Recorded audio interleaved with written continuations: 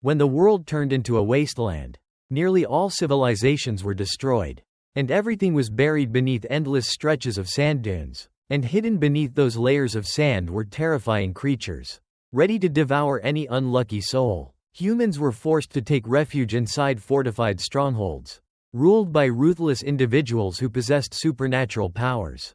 But in that brutal world, there existed a special boy, someone who could control all the sand around him. Can you imagine how powerful he is? When the entire world is nothing but sand, he becomes its emperor. In this trash-filled world, Zeon had lived a life just as worthless. He was buried under sand, his breath choking in his throat amidst the rubble. Bitterly, he realized, the weak could only rely on money and status to protect themselves, and those were things Zeon didn't have. The bus was plunging straight into the gaping maw of a monstrous creature. Zeon knew he was about to die, and the only reason was because he was too weak. It all began about 100 years ago, when a terrifying beam of light descended upon Earth from outer space. That light began devouring all life.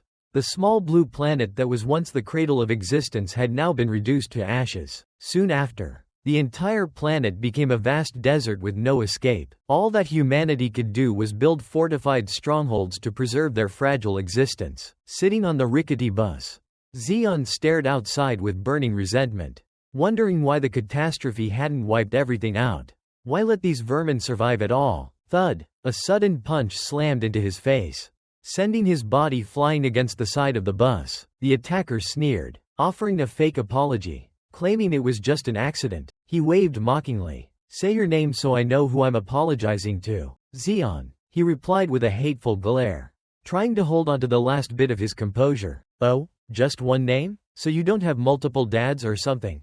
Ha ha ha. The man burst into laughter, his lackeys joining in with filthy amusement. Pointing straight at Zeon, he mocked, look at this brat getting pissed already.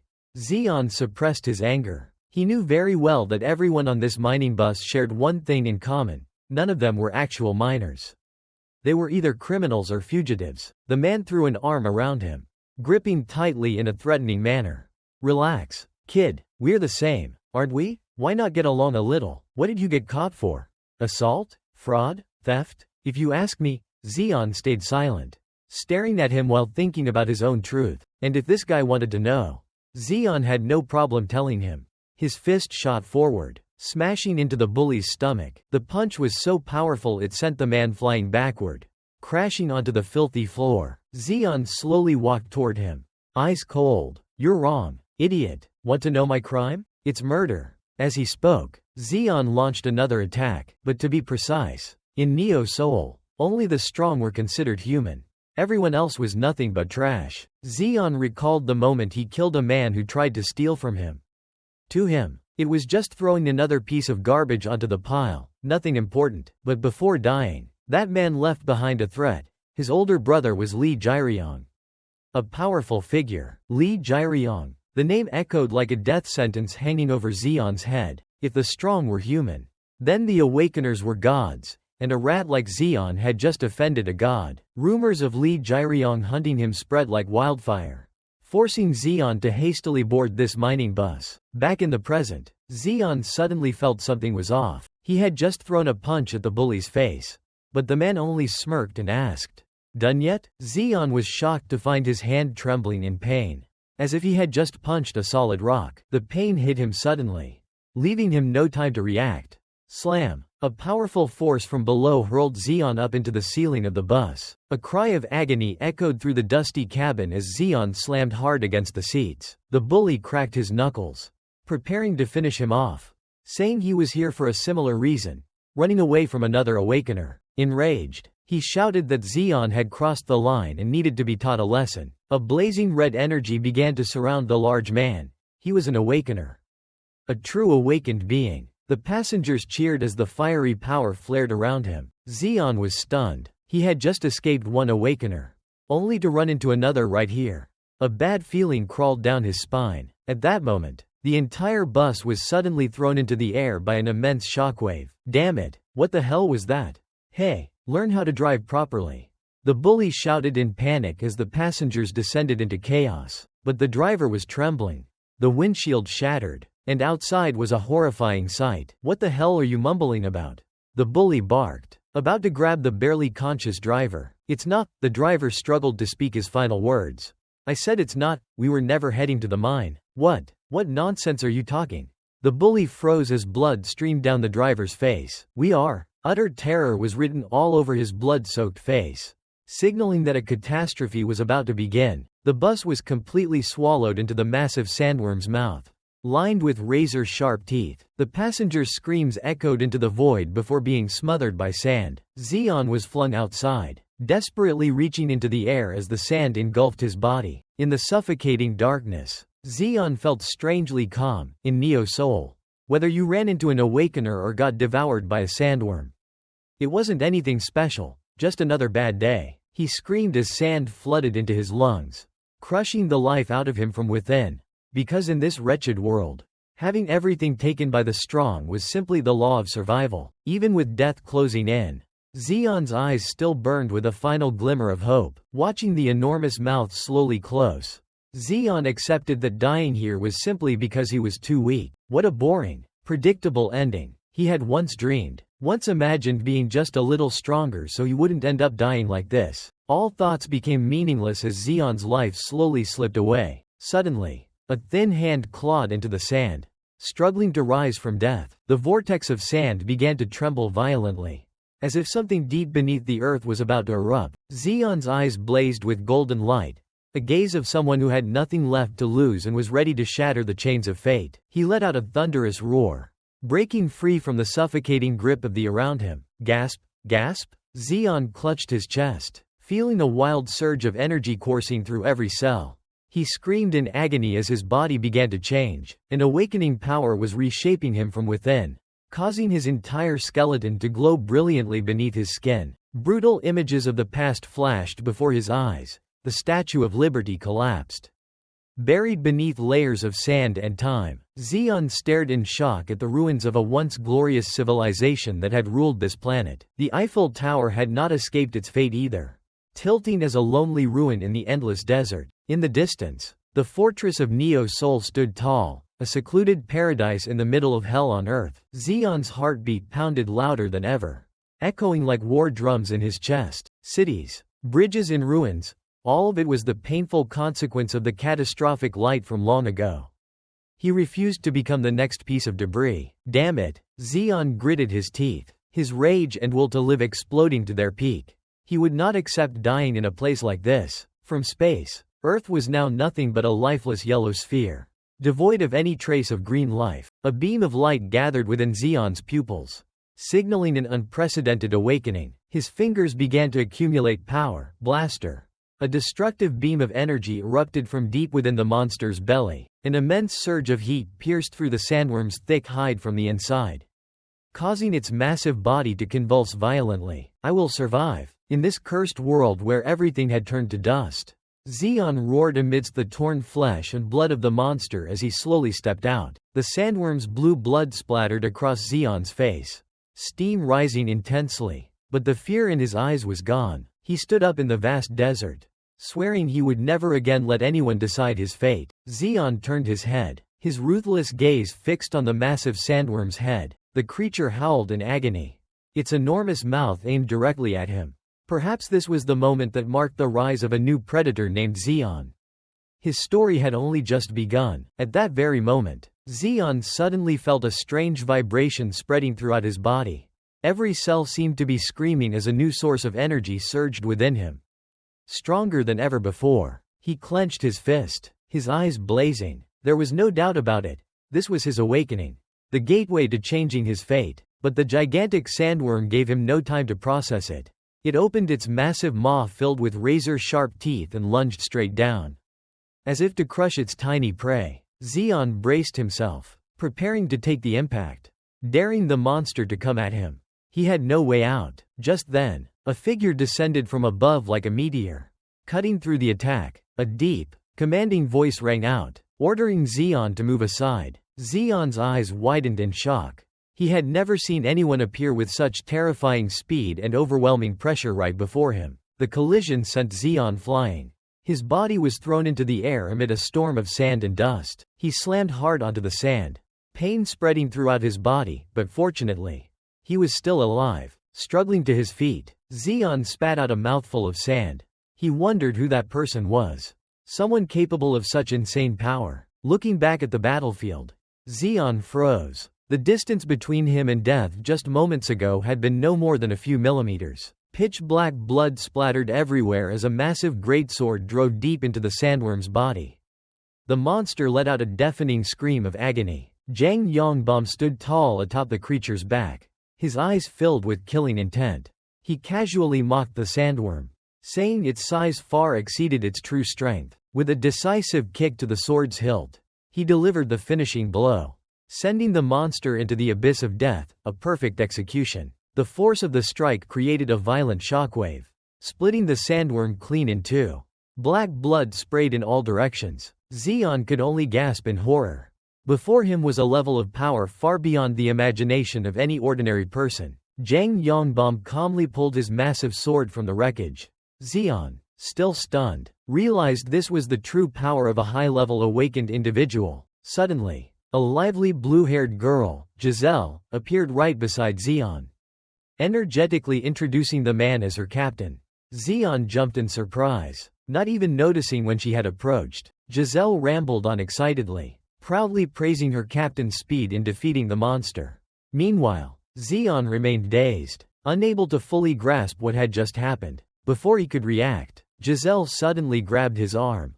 A chilling sensation spread through him, making him tremble. Her physical strength was far from normal. Zhang Yongbom stepped forward, coldly remarking that the sandworm had not been a difficult opponent. He then assigned Giselle her task. His sharp gaze shifted toward Zeon, as if evaluating an object or passing judgment.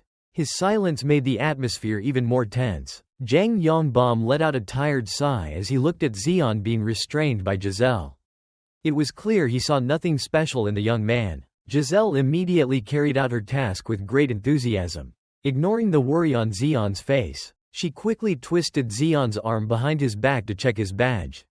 Losing balance, Zeon fell forward. He was forced down into the sand, crying out in pain as Giselle used overwhelming strength to examine his arm. Giselle laughed excitedly as she removed the bandage on Zeon's arm, curious to see his rank and abilities. But the moment she looked closely, her smile faded. She stared at his arm, her expression turning confused. Turning to her captain, Giselle reported that Zeon had no badge at all, meaning he was not an awakened individual.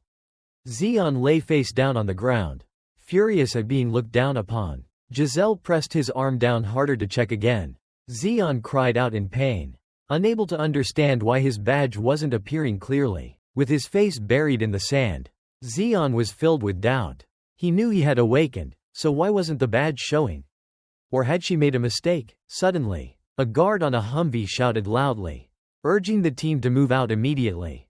He warned that the sun was about to set, signaling that new dangers were rapidly approaching. Giselle stood up, hands on her hips, looking at Zeon with a pitiful expression. She asked her captain how they should deal with this pathetic and useless boy. While Zeon fumed, annoyed that she had nearly broken his arm, Zhang Yongbom's gaze remained indifferent. He paid no attention whatsoever to the existence of someone without a badge like Zeon. Zeon glared back with a dark expression, trying to analyze the situation and find a way to survive among these powerful individuals. In the end, Zhang Yongbom ordered that Zeon be thrown into the back of the vehicle. After all, their destination was the Mana Quarry, a place reserved for those at the very bottom of society. Giselle cheerfully carried Zeon like he was just another piece of cargo. The military Humvee sped across the desert, leaving the monster's corpse behind. Time was running out as the sun slowly dipped toward the horizon. Inside the vehicle, the guard continued loudly scolding Zhang and Giselle for their recklessness. Zhang Yongbom remained silent, letting his subordinate complain. Zeon was tightly bound and tossed among the crates in the back of the vehicle. The guard's shouting rang noisily in his ears, but he simply observed his surroundings, feeling the constant rattling of the ride. Lying motionless on the floor of the vehicle, Zeon stared into empty space. His expression gradually changed, no longer fear, but a faint spark of hope had been ignited. Suddenly, grains of sand slipping through the cracks in the vehicle's floor began to move according to his will. Zeon realized his power had not disappeared, It had only been waiting for the right moment to emerge. Sand was his hidden weapon. Sitting among the crates, Zeon quietly observed the grains of sand moving at his command. He was certain he had awakened. But the biggest question now was why those people couldn't see his badge. He looked closely at the arm that was still bound. The color of this badge, it was indeed unusual. Not as vivid as what he had known before. A pale orange, almost completely blending in with the color of the desert sand. That was precisely why it became invisible to the careless eyes of others. Zeon silently realized that the color of a badge was always tied to the energy system of an awakened individual. And his color was the color of concealment. In this world, magic users typically bore a blue hue, while combat types were marked by a blazing red. These rules had seemingly become the standard for judging a person, although exceptions in energy systems were rare. A badge with a sand-like color such as Zeon's was almost unheard of. A power quietly awakening. An almost perfect ability to control sand. Zeon could feel the energy flowing strongly within his body. A power he had never seen documented anywhere before. Even though his badge only displayed rank F, the lowest rank, Zeon clearly understood that its potential was limitless. Vast and terrifying, just like the desert itself. He decided he would endure and conceal this power until he could fully master it. In the eyes of others, being seen as powerless would be the perfect disguise. Not just this desert, but the entire world would eventually become the stage for Zeon to display his power. The convoy finally came to a stop before a massive structure nestled among rocky mountains. It was the Mana Quarry, the place where Zeon would begin his new life as a mining slave. Observing the checkpoint area, Zeon noticed that it appeared orderly and normal on the surface. But deep within, it surely hid many dangers. A rude guard shouted loudly, urging Zeon to keep moving even though his hands were still bound. Zeon silently complied to avoid trouble. Behind him, Giselle stretched lazily after the long journey. She still carelessly believed that Zeon being alive was nothing more than sheer luck. However, Zhang Yongbom did not think so. His gaze turned contemplative as he watched Zeon's back. There was something about this boy that felt unusual. He was certain this could not simply be a coincidence. An ordinary person could not survive a sandworm's attack without suffering any injuries. Zhang blamed himself for not asking the boy's name.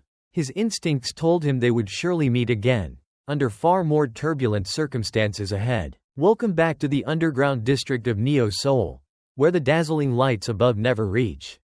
Zeon walked through the crowded streets, beginning to explore this grimy world. The noise from street vendors and the smell of cheap food filled the air, creating a chaotic atmosphere unique to this place. Zeon glanced around and muttered that he had thought this place was nothing but mines.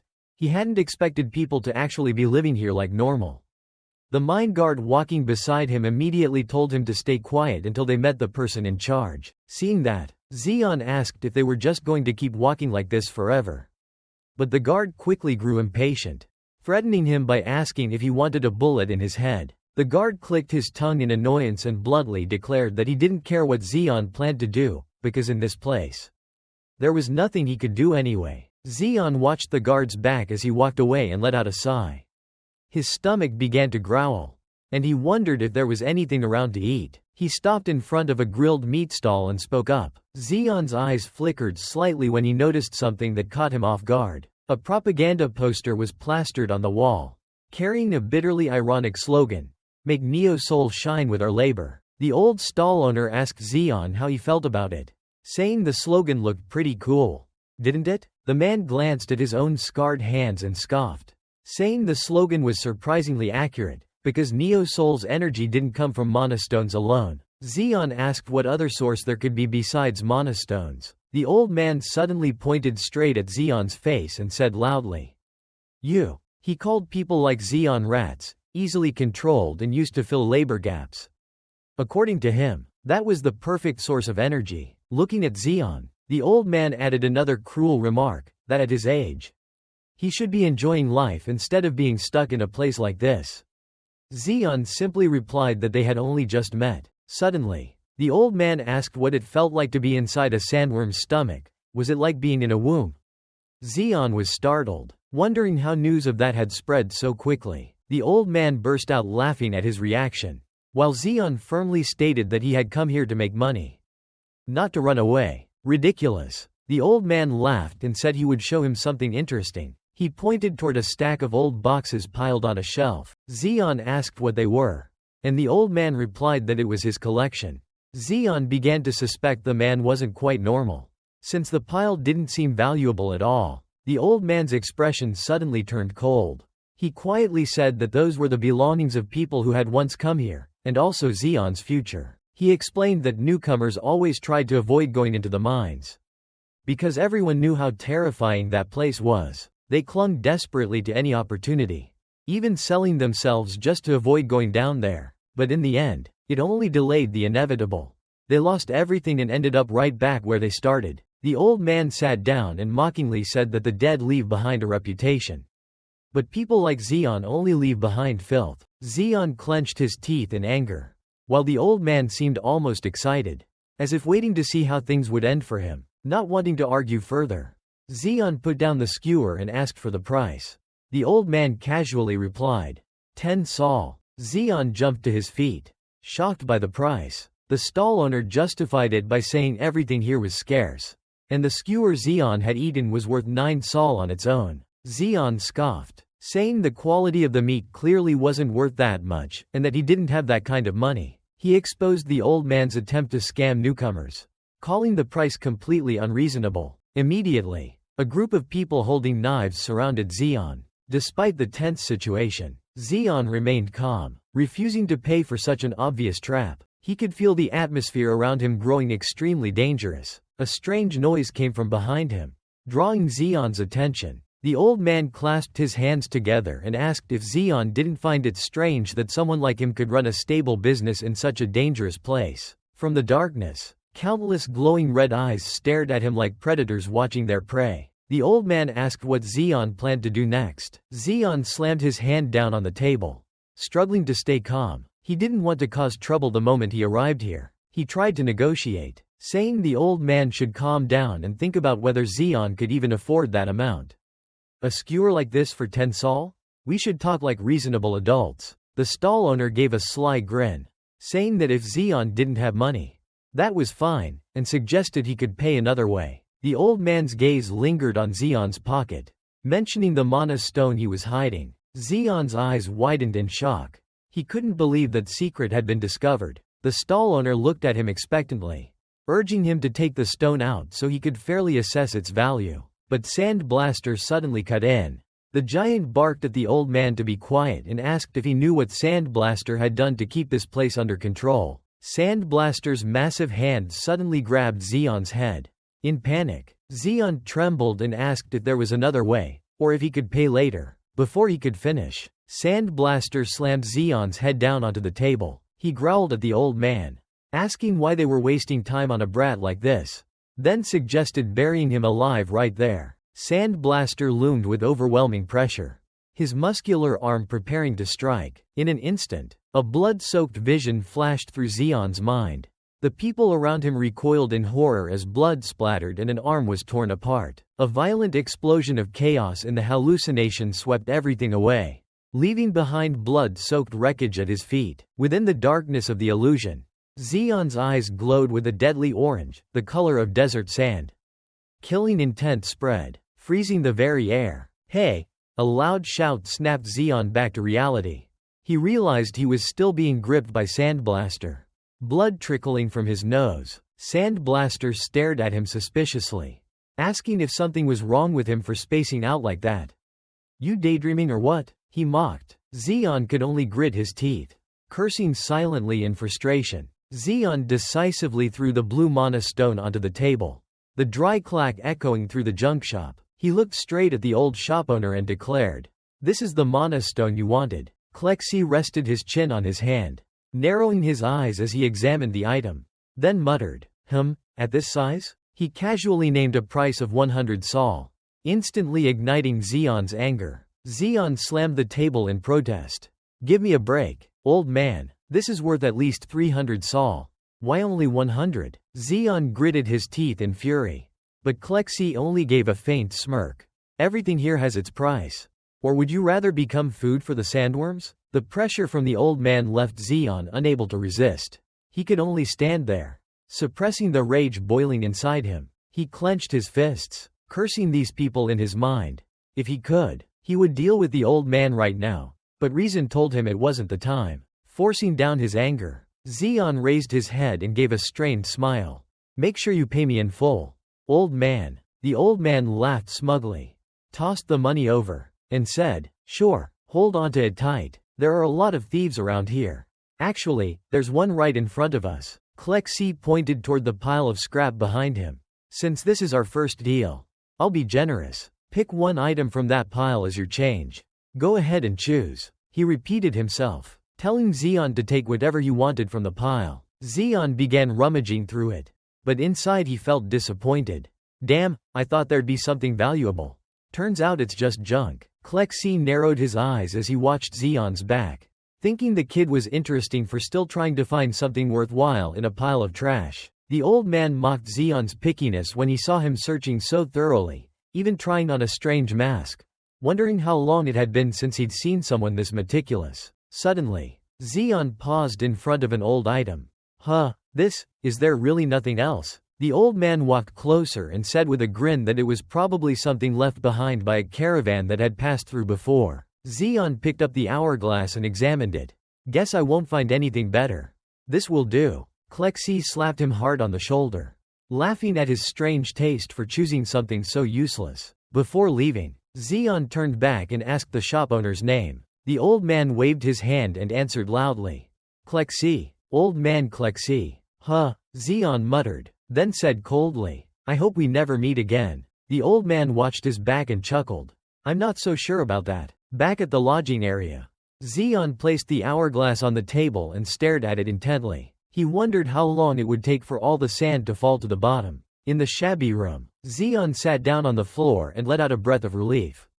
All right, He leaned his head back and sighed, trying to shake off the exhaustion of a long day. His amber eyes locked onto the hourglass again. Zeon picked it up and said in a low voice, Move. He stared intently at the motionless grains of sand, hope filling his chest, but then he clicked his tongue in disappointment, wondering if this item really had anything to do with his awakening. Resting his chin on his hand, Zeon thought deeply. He was certain this was the first time he had ever seen this object, and yet, a strange sense of familiarity clung to him, as if the hourglass had always belonged to him. Just moments ago, when he first saw the hourglass, a feeling both familiar and foreign had surged within him. What exactly was that sensation? Suddenly, the door was kicked open, startling Zeon. A large man barged in, shouting, Where's that new kid? It was Park Maho, the brutal overseer. He roared, Hey you, why aren't you down in the mine yet? Me, Park Maho, had to come drag you myself? Zeon remained calm and replied, My name isn't Kid. It's Zeon. And first, you should explain where I'm supposed to go. Before he could finish, a heavy punch from Park Maho sent him flying backward. Maho roared, Shut up, grabbing him by the collar. Maho shouted, You dare talk back to me? You looking down on me? Answer me? Zeon silently endured the beating, his cold, sharp gaze fixed on the man in front of him while the insults kept coming. Idiot, you dare talk back when you haven't even awakened? Trash, like you should just shut up and take it. The man finally stopped and gave an order. All right, get up and follow me. Now, Zeon forced himself to stand, his body covered in wounds, but in his eyes burned a fierce flame of hatred. Locked onto the overseer's back, breathing heavily, Zeon struggled to endure the pain from Park Maho's brutal blows. Staring into the void, he muttered to himself, HMPH, what a hot-headed bastard. Park Maho, I'll remember your face. One day, I'll be the one to end you. The scene shifted to the entrance of Mine Sector 3, where smoke, dust, and the roar of machinery filled the dark, oppressive air. At the entrance, Park Maho roughly shoved Zeon toward a miner and barked, Get this kid his gear. Now, the miner nervously replied, Why yes, right away. The miner handed Zeon protective gear and explained, The cost of your equipment and food will be deducted directly from your wages. If you mine any monastones, bring them out with you. Got it? Answer me. Zeon responded coldly. Is that it? Then how much do we get paid per day? As he struggled to put on the helmet, Zeon muttered, You should have explained all that first. Thud. A pickaxe slammed down right beside him, cutting him off. Park Maho roared in fury. Do I need to teach you basic mining too? Even that helmet will be deducted from your pay. So you'd better drill that into your stupid head. Zeon lowered his head, his eyes icy as he cursed inwardly. Bastard! Maho pointed toward Tunnel 972, ordering Zeon to be sent into what was known as a death zone. Drawing fearful looks from the other miners, Maho shouted straight into the miner's face. You want to go in there instead of him? Answer me, you piece of shit. The miner trembled as he replied. Yes, let's go? Park Maho coldly declared that if Zeon failed to mine any mana stones, he would never see sunlight again. The roar of machinery echoed as the rusted elevator carried them deeper into the earth. A voice rang out with mocking amusement about Zeon's bad luck, arriving on the very day the overseer, Park Maho, had lost everything gambling. Zeon was surprised. He hadn't expected a place this dark to even have a casino. The old miner replied that this place had everything, from prostitution and alcohol to drugs, no different from the rotten glamour of Neo Seoul. The elevator rattled as it continued descending. Zeon sarcastically remarked that with someone like Park Maho, those casinos must be doing great business, making the old miner chuckle and call him bold. Zeon looked down at his hands and sighed in disbelief that he had to mine with such fragile hands, something he mocked as being easily broken. The old miner simply gave him a knowing look and said that maybe he wouldn't get hurt. No one has ever been injured down there, the old man added in a low, chilling voice. Not a single one, not even once. The elevator doors opened, revealing a dark, suffocating space. Before them stood the entrance to Tunnel 972, the place known as the deadliest zone in the entire mine. Zeon hoisted the pickaxe onto his shoulder and confirmed that all he had to do was mine mana stones, casually saying he'd be back soon. But the old miner quietly replied, "You won't be coming back." He explained that more than a dozen people had gone missing there, and he himself had witnessed 4 disappear without a trace. No one even knew whether they were dead or alive. The elevator doors began to close, separating the two. The old miner softly apologized and thanked Zeon for accepting a place no one else dared to enter. His eyes were heavy with guilt. He knew he had just sent a young man to his death, simply because Zeon had taken a job no one else would. Zeon shouted in panic as the elevator began to rise, leaving him alone in the deadly mine. He stood frozen, watching the elevator disappear from sight, a sense of abandonment creeping into his mind. Anger exploded within him. Zeon swung his pickaxe violently against the rock wall, screaming curses at those who had pushed him into this place just because he had offended them. He vented all his fury on the lifeless stone, but in his rage, his hands trembled, and the pickaxe suddenly slipped from his grip. Zeon lunged to grab it, but his only tool fell into a deep, endless crack. He frantically called for it to come back, a hopeless reflex. Standing in the thick darkness, Zeon looked around in confusion, wondering where the hell he was. He had no choice but to descend deeper to retrieve the pickaxe. He quickly realized something was wrong.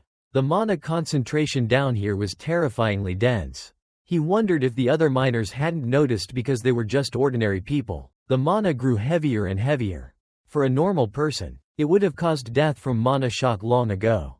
Zeon covered his nose, trying to trace the source of this overwhelming energy. Following along the rock wall, Zeon finally found what he was looking for. The pickaxe lay there, but its wooden handle had snapped in half from the fall. Even with the broken handle, he reassured himself that at least he had found it. He stepped closer to pick it up. At that moment, the ground beneath Zeon suddenly glowed red, and a vortex of energy began to form. Zeon's eyes widened in horror as he felt a terrifying force pulling him downward. A spatial gate opened beneath his feet. He had no time to react before the dark force dragged him in. His body was completely swallowed, leaving no trace behind. The broken pickaxe lay abandoned on the ground, the only thing left behind as Zeon vanished into the gate.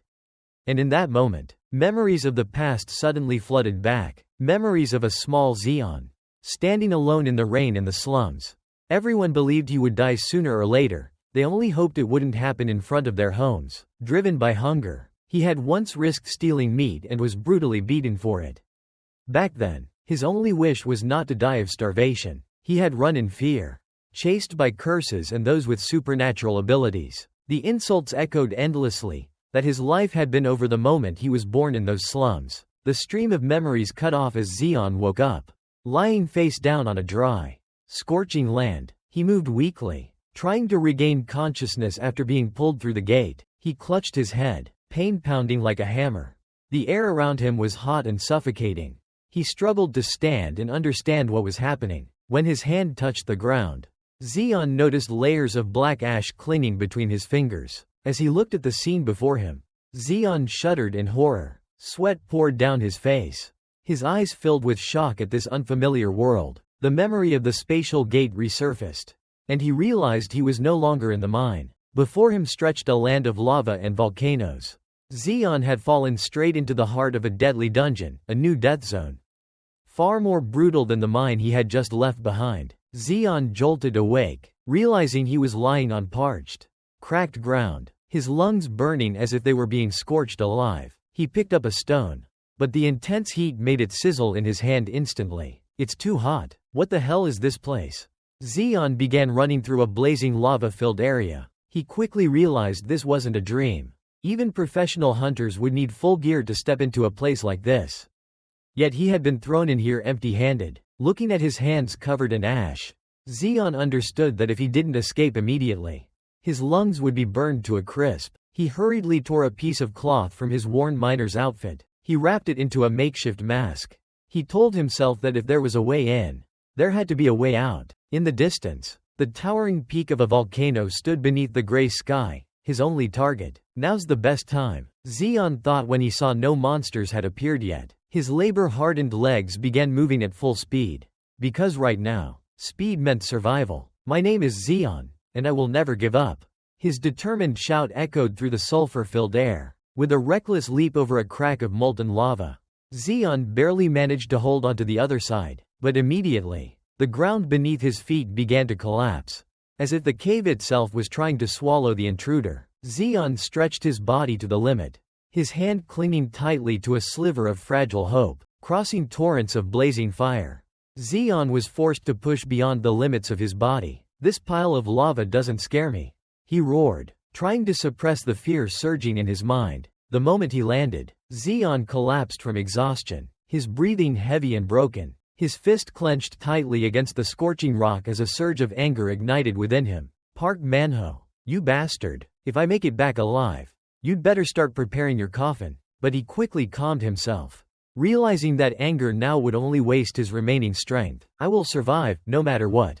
I have to make it back, just 4 more jumps, and he would reach his goal. Zeon looked at the steep cliff ahead, quickly calculating his path. There was no time to hesitate.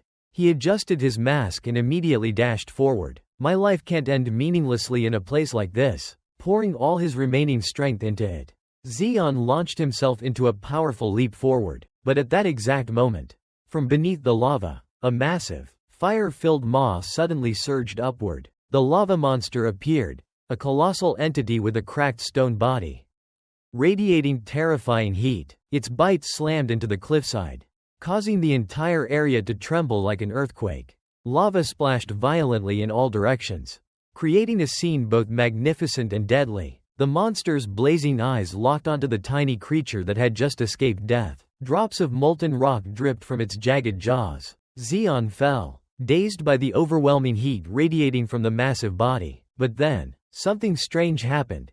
Zeon found that he could control the volcanic ash around him, moving it according to his will. That layer of ash, along with his protective clothing, formed a kind of parachute, helping Zeon avoid a fatal impact. Lying flat on the scorching rock, Zeon gasped for breath, realizing this dungeon was more brutal than any enemy. His nose and throat felt burned by fine ash, and the air seemed to be running out. His vision began to blur, and the cold sensation of death slowly crept into his will. His powerless hand clawed at the dry ground in desperation. Zeon let out a faint, self-mocking laugh. He had just declared he would survive. Yet now he was about to die without experiencing anything worth remembering. No, I can't die yet. A fierce survival instinct forced his body to stand once more. Hey, old Grim Reaper. Sorry, but take this bag instead of my life. Zeon poured all his strength into controlling the volcanic ash, preparing to fight the monster. The lava monster opened its massive jaws and lunged at Zeon, intent on swallowing the one who dared challenge its power. Zeon showed no fear. he charged straight at the monster as well, determined to fight until his very last moment. But at that instant, a strange voice rang out, remarking that the thing in his hand looked quite interesting. Zeon froze, stunned, looking around. A voice? In this deadly place? Could it be the Grim Reaper calling him? The voice spoke again. You can control sand? How fascinating. The words sent a chill down Zeon's spine. He realized the speaker was definitely not death, but some entity watching him from the darkness. From high above the cavern ceiling, a figure descended like a blazing meteor, heading straight toward Zeon and the monster. It was an old man with a white beard and a crazed smile. He didn't look like someone in danger, but rather someone enjoying a deadly game. His silver hair fluttered wildly, his red eyes gleaming with excitement. The mysterious old man fell freely, as if diving headfirst into a twisted form of entertainment. The old man's rough hand tightened around the hilt of his sword, preparing for an explosive strike. Deordan's eyes burned with frenzied killing intent as he poured all his power into the slash. Zeon stared in horror at the massive surge of energy rushing toward him, barely managing to gasp. It's coming. Deordan's speed kept increasing, surpassing even the speed of sound, piercing through space itself and creating an explosion that shook the ground and shattered everything around them. Zeon was thrown far away, screaming in pain amid a cloud of dust and debris. He clutched his ears, his mind spinning from the shock. What just happened? I can't hear anything. Did my eardrums burst? Just who the hell is that old man, to be this terrifying? Struggling to his feet in a daze, Zeon looked around anxiously, wondering where the old man had gone, and more importantly, what had happened to the lava monster. From the distance, Deordan's figure appeared, standing with overwhelming authority amid the ruins, completely different from anyone Zeon had ever seen. The massive monster had been split cleanly into two. Zeon's arm trembled as he braced himself against the cracked ground, realizing that the man before him was no ordinary awakened. The old man walked forward boldly through the blazing crimson mana mist, his eyes glowing like a demon's. His footsteps echoed steadily across the fractured ground, radiating suffocating pressure. Deordan stopped in front of Zeon and coldly asked, "What are you?" Seeing that Zeon was still in a daze, the old man growled and repeated the question. "Beginning a deadly game. I'll count down from 3 to 1. A mocking smirk appeared on his scarred, aged face. "3, he said dryly, his hand resting on the hilt of the greatsword on his back. 2. The killing intent in the air thickened, making it feel almost solid. Zeon's eyes locked onto the man's glowing red gaze, sensing death closing in. "Time's up." Deordan looked down at the weak figure before him, his hand moving to his sword. "Well, if you don't want to talk." At that moment, Zeon's hearing returned just in time to catch the threat. Killing intent surged as Deordan coldly concluded, "Then die." In that life or death instant, Zeon shouted desperately, Wait, I don't know what's going on, but please spare me." In sheer desperation, he yelled his name. "Zeon, my name is Zeon." The old man stopped, realizing he wasn't mute. Deordan mocked his name as foolish. Zeon snapped back irritably, "Foolish? Who do you think you are to mock someone else's name like that?" But before Zeon could finish, Deordan swung his sword in a powerful arc toward the empty space behind him, the force of the attack splitting the ground into two. Having finished, the old man casually introduced himself. "Deordan, that's my name." Zeon gritted his teeth in frustration, unable to understand why the man who had just saved his life kept threatening and mocking him. He stood up and argued back, questioning Deordan's unreasonable actions and arrogant attitude. Zeon growled, "I'm grateful you saved my life. But did I do something wrong to you?" Deordan sat down on the ground and explained, "Looks like you got caught in a trap." Zeon blinked in confusion. "A trap? What is that?" The old man began explaining. "It's a phenomenon that occurs when mana inside a dungeon becomes overloaded. To protect itself, the dungeon creates another entrance and vents excess mana through that crack." He pointed at the swirling mana clinging to Zeon. "On top of that, it latches onto any living being nearby. That's the trap. Most people never see one in their entire lives, kid. Your luck is downright rotten." Zeon could only curse Park Manho silently for putting him in this situation. The argument continued as Zeon demanded that the old man stop calling him an idiot, even if he had saved him. Suddenly, Deordan grabbed Zeon's face and squeezed hard. "Ha, I'll show you exactly why you're a fool." Now, focus your mana into your eyes and look carefully. Zeon tried to follow the instructions, raising the purity of mana within his body under the old man's rough command. The old man continued guiding him. Don't think of it as seeing with your eyes, see with your mana. Feel it. Zeon gradually sensed the power gathering. A horrifying image appeared, a massive, blazing creature standing right in front of them, something invisible to the naked eye. Zeon stammered. What the hell is that? Diordan replied calmly. So you can finally see it. Diordan explained that the creature before them was a monster capable of invisibility. Clueless prey dies without ever knowing what devoured them, just like you would have. Zeon trembled as he realized. That thing was right in front of me, and I couldn't sense a single trace of it? He recalled the earlier attack and realized that Diordan's slash had been meant to kill that monster. Without him, Zeon would have died without ever understanding what happened. He swallowed hard, thinking, he's saved my life twice now. Zeon's viz glad toward Diordan changed completely, looking at Diordan's glowing red eyes and overwhelming presence. Only one question remained in his mind. Just how powerful is this man? Diordan turned back to him, looking even more astonished. You really are an idiot. I already told you. My name is Diordan. Zeon shouted in panic, saying he wasn't asking for the man's name, he wanted to know who he really was. Why he possessed such terrifying power.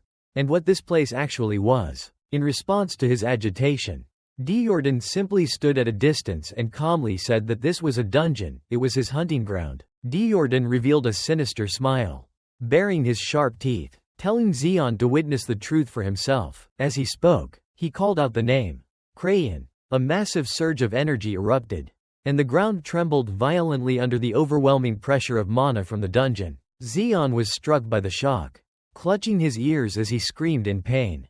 Unable to understand what was happening around him, he looked up in confusion, sensing something rising from the void. From the darkness, a flock of mana crows engulfed in black-red flames appeared, filling the space with piercing cries. They were not merely creatures, but manifestations of killing intent given form through energy. Diordan called Zeon a fool and ordered him to find his own way to survive if he wanted to prove his worth. The old man gripped his massive greatsword tightly, his eyes filled with the cruelty of a deranged instructor. The flock of crows dove down like flaming arrows, launching relentless attacks that Zeon couldn't react to in time. They moved so fast that Zeon's eyes couldn't follow them at all. He swung his arms to counter, but every strike hit nothing but empty air.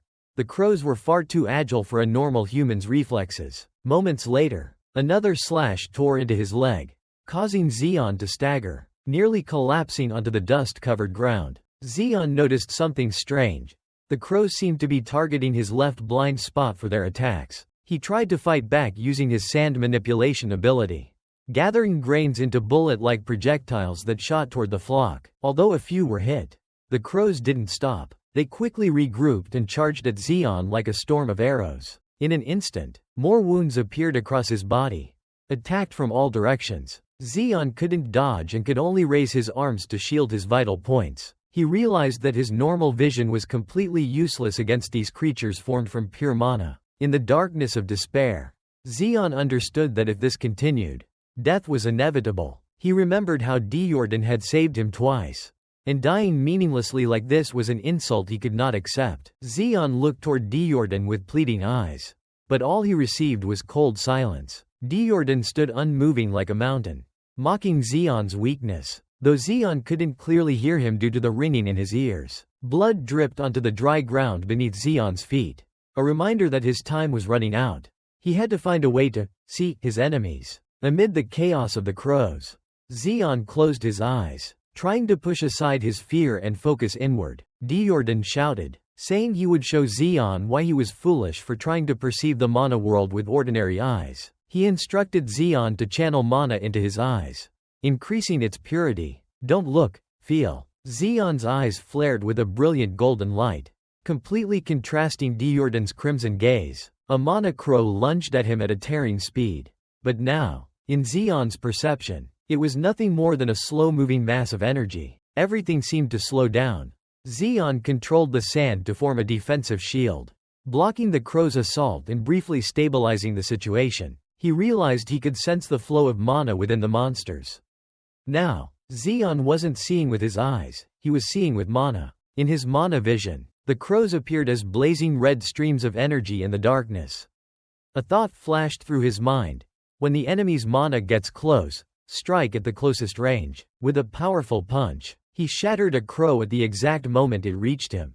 Zeon was stunned by the strength he had just unleashed. He realized that Deordan had already seen his potential and had deliberately pushed him to the brink to force this instinct to awaken. But the battle had only just begun when a colossal creature rose from beneath the ground, blocking Zeon's entire field of view. He stood frozen, shocked by the true scale of this dungeon. In stark contrast to Zeon's fear, Deordan burst into wild laughter. He felt exhilarated, as if he hadn't experienced a real battle in a long time. With a single slash, he tore apart the jaws of the massive monster that was about to devour everything. A colossal pillar of mana erupted, sweeping across the cavern as the true battle began. Deordan roared with excitement. He had been waiting for a fight like this for a very long time. The clash between a deranged predator and a mythical monster exploded with overwhelming force, and ended in an instant. With just a single punch, Deordan split the monster cleanly into two halves. Right after Deordan brought down one monster, another colossal creature, huge as a hill, appeared instantly. Yet the old man showed no concern, remaining as calm as if he were strolling through a park. Watching the monster draw closer, Deordan let out a weary sigh, muttering in disappointment. With just a single slash, the massive creature was cut down. Deordan began grumbling, wondering why the monsters in dungeons these days were so few and so weak. He reminisced about his golden age with clear regret. Behind him, Zeon stood frozen in place, his face pale. He even felt sorry for the monster. It had been killed before it could even understand what was happening. Faced with the scale of the slaughter, Zeon was completely speechless. He couldn't comprehend how a human could single-handedly take down something that massive. Deordan's power defied every rule of logic he knew. He forced a weak smile, trying to reassure himself that maybe no more monsters would appear, right? But that smile instantly vanished as a strange pressure began to weigh down on the space around him. A roar tore through the darkness, filled with deep fury, making Zeon tremble as he instinctively cursed.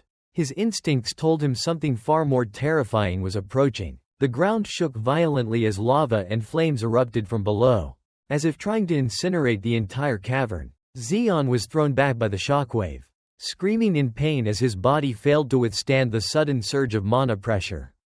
It felt like his lungs were about to explode. He collapsed to his knees and vomited violently on the spot. The pressure from that roar wasn't just sound, it felt like a direct attack on his soul. While Zeon struggled to stay conscious, Deordan stood firm like a mountain and calmly stated that it was the roar of the area's boss. Zeon looked up in disbelief, repeating the word, boss, as if he couldn't believe his ears. He was told that every dungeon had a ruler, the source of destruction within that region. Deordan admitted that this was the real reason he had come here. From the darkness, a pair of massive wings covered in blue flames began to spread. Zeon stood completely frozen at the majestic yet terrifying presence slowly taking shape. He realized that everything he had witnessed so far was only the beginning. In complete contrast to Zeon's fear, Deordan smiled with excitement, letting out a mocking laugh as he greeted the monster like an old acquaintance. The massive dragon-like creature with black scales and blazing blue flames descended, creating a scene both awe-inspiring and deadly. Deordan called its name, Crimson Drake. Zeon asked in shock if it was a dragon, but Deordan corrected him, it wasn't, though it was still an extremely dangerous B-rank monster. A brilliant blue-white light began to gather in front of the drake, signaling a devastating attack in preparation. Zeon could clearly feel death approaching. He realized it was a force field, a nearly absolute layer of energy protection. This monster wasn't just physically powerful. It also possessed superior control over mana. Deordan smacked Zeon's head mockingly, asking if someone like him actually knew about force fields. He began explaining the difference between monsters and humans in this power system. He pointed out that if a red force field symbolized the warrior type, then the drake's blue aura represented the magic type, far more difficult to deal with. A massive sphere of mana formed inside the creature's mouth, ready to wipe out everything in its path. A torrent of blue mana breath erupted, burning the air itself and creating terrifying pressure directed straight at them. It was a deadly yet beautiful sight. Zeon screamed in despair at the absurdity of such magical power. He could clearly feel the overwhelming gap, a brutal unfairness in this world. Amid the storm of mana, Deordan suddenly swung his sword, tearing through space itself and creating a deep black rift that stood in stark contrast to the drake's blinding blue light. Zeon stood frozen as fragments of mana scattered and dissolved around him. He began to realize that everything he had ever known or learned was meaningless here. All logic, all common sense he had relied on to survive had completely collapsed. He realized he was nothing more than a speck of dust in a battle between beings beyond comprehension. The crimson drake roared in fury, gathering energy in its mouth once more, this time even denser and more violent. It seemed enraged, as if insulted by Deordan's attack. Yet before that mad old man, every attack from the drake seemed suppressed by an even greater force. Deordan charged straight into the center of the mana breath. A direct clash erupted between the dragon's claws and Deordan's greatsword, sending sparks of mana flying in all directions. Neither side had any intention of retreating. Deordan swung his blade with immense force, pushing back the colossal B-rank creature. He completely dominated the battle. He roared with exhilaration, his red eyes glowing brighter than ever amid the storm of blue magic. This was the feeling he had long been searching for. The drake unleashed a barrage of magical breath attacks, but Deordan moved fluidly through them, the smile on his face growing more twisted. He charged again, his sword seeming like an extension of his own body, slicing through the dragon's mana armor with ease. Deordan laughed loudly, asking the drake if it felt pain. He was truly enjoying the torment of such a powerful creature beneath his hands. He tightened his grip on the hilt and declared he would end its suffering right here, a proud sentence of death, because today would be the day this monster vanished from the world forever. Deordan's absolute power allowed no resistance to last any longer. Below them, Zeon screamed in sheer panic, convinced he would die in this chaotic battle. All his efforts to survive seemed to have reached their end. Watching the two mad beings clash, he wondered why they couldn't just sit down and talk like normal people. His naive thought was quickly crushed by consecutive mana explosions. Zeon tried to run away from the epicenter, each step heavy as shattered rocks flew around him. Welcome back to the harsh world of the desert, where the line between life and death is as thin as a strand of hair. A crushing realization hit Zeon. He was insignificantly small before these ancient magical beings. He was blasted away by a terrifying shockwave, his legs no longer able to hold onto the cracked ground. Zeon screamed in despair, wondering why these monsters couldn't settle their conflict somewhere else. He gritted his teeth, his eyes filled with horror as he watched the world around him collapse, while desperately maintaining a sand barrier. In stark contrast, Deordan was intoxicated by the battle, laughing maniacally and shouting that this was exactly what he had been waiting for. He compared this life or death fight to an amusement park, calling the Crimson Drake his companion in this deadly game. The entire cavern shook violently as the energies of both sides collided, forming a zone of destruction that devoured everything. The shockwave blasted Zeon into the air, his body weightless and completely out of control. The world spun around him in a dense fog of mana. Zeon fell freely into the darkness, his body spinning through cold currents. His will to resist faded, leaving behind only an empty mind awaiting its fate. He slammed into jagged rock outcrops, the bone-crushing pain briefly bringing him back to consciousness. He tried to grab onto anything to slow his fall. Finally, Zeon slipped off a dusty ledge. Below him lay a sea of molten lava. Death was once again just moments away. Blood began to trickle from the wounds on Zeon's desperate face. He realized that this world had no place for those too weak to protect themselves. High above, Deordan and the Crimson Drake continued to clash, leaving Zeon suspended between life and death. Up in the sky, the battle was still raging. Deordan sneered, his crimson eyes burning with madness as he stared at the monster before him. He was savoring the feeling of crushing a creature once feared across the entire desert. Unleashing relentless, powerful attacks, Deordan mocked the Crimson Drake. He couldn't believe that a dungeon ruler like it could be so weak. The greatest humiliation for a so-called boss was being treated like a cheap toy by its opponent. The dragon struggled to gather what little mana it had left, But that faint blue glow posed no threat to the predator before it. Diordan's smile widened, revealing cold white teeth filled with challenge. He had been waiting for this moment for a very long time. A beam of pure mana tore through the darkness of the dungeon, shooting straight toward Diordan. The explosive force shattered the surrounding space, pulling everything into an unstoppable vortex of destruction. When the attack ended, the Crimson Drake was exhausted. Its heavy breathing turned into wisps of pale smoke rising from its massive jaws. Its eyes scanned the cavern, searching for its enemy. "Looking for me?" Diordan's calm voice echoed, as if he were speaking to an old friend. The Crimson Drake immediately turned toward the sound, but almost instantly, its blazing core was pierced by a great sword, unleashing violent bursts of mana. The Crimson Drake roared in agony.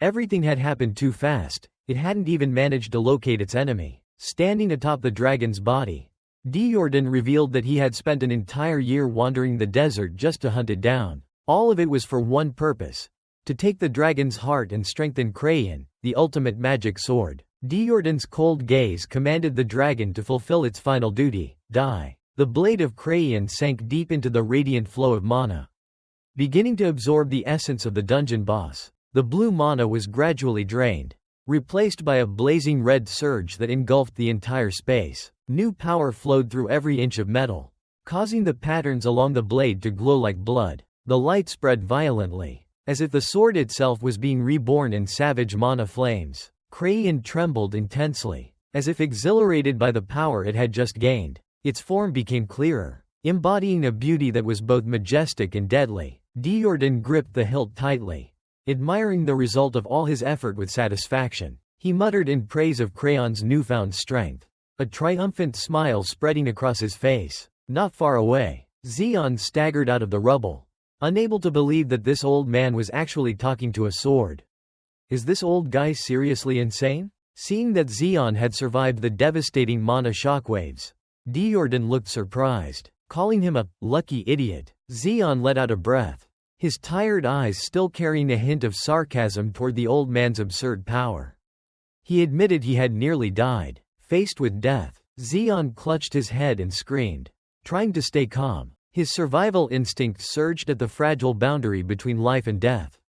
Zeon immediately used his sand control ability, frantically pulling all nearby grains toward himself. Moments later, a sand carpet formed beneath him, catching his falling body. Lying on the sand, Zeon gasped for air, feeling each heavy breath. He had escaped death yet again, barely believing he was still alive. Diordan mocked Zeon's resilience. Zeon shot back that it was the shockwaves from that crazy old man that had sharpened his reflexes. Not giving Zeon a moment to rest, Diordan grabbed him by the collar, warning that the dungeon was about to collapse completely and they had to leave immediately. Zeon complained, asking why he had to be dragged like this, but the only response was Diordan's amused laughter. Diordan laughed loudly, his voice echoing through the collapsing cavern. He hurled Zeon into a newly opened portal. "Goodbye, idiot," Diordan shouted with excitement. Zeon screamed helplessly as he was sucked into the void, cursing the old man for being even worse than the overseers at the mining camp. In an instant, the blinding sunlight replaced the dungeon's darkness.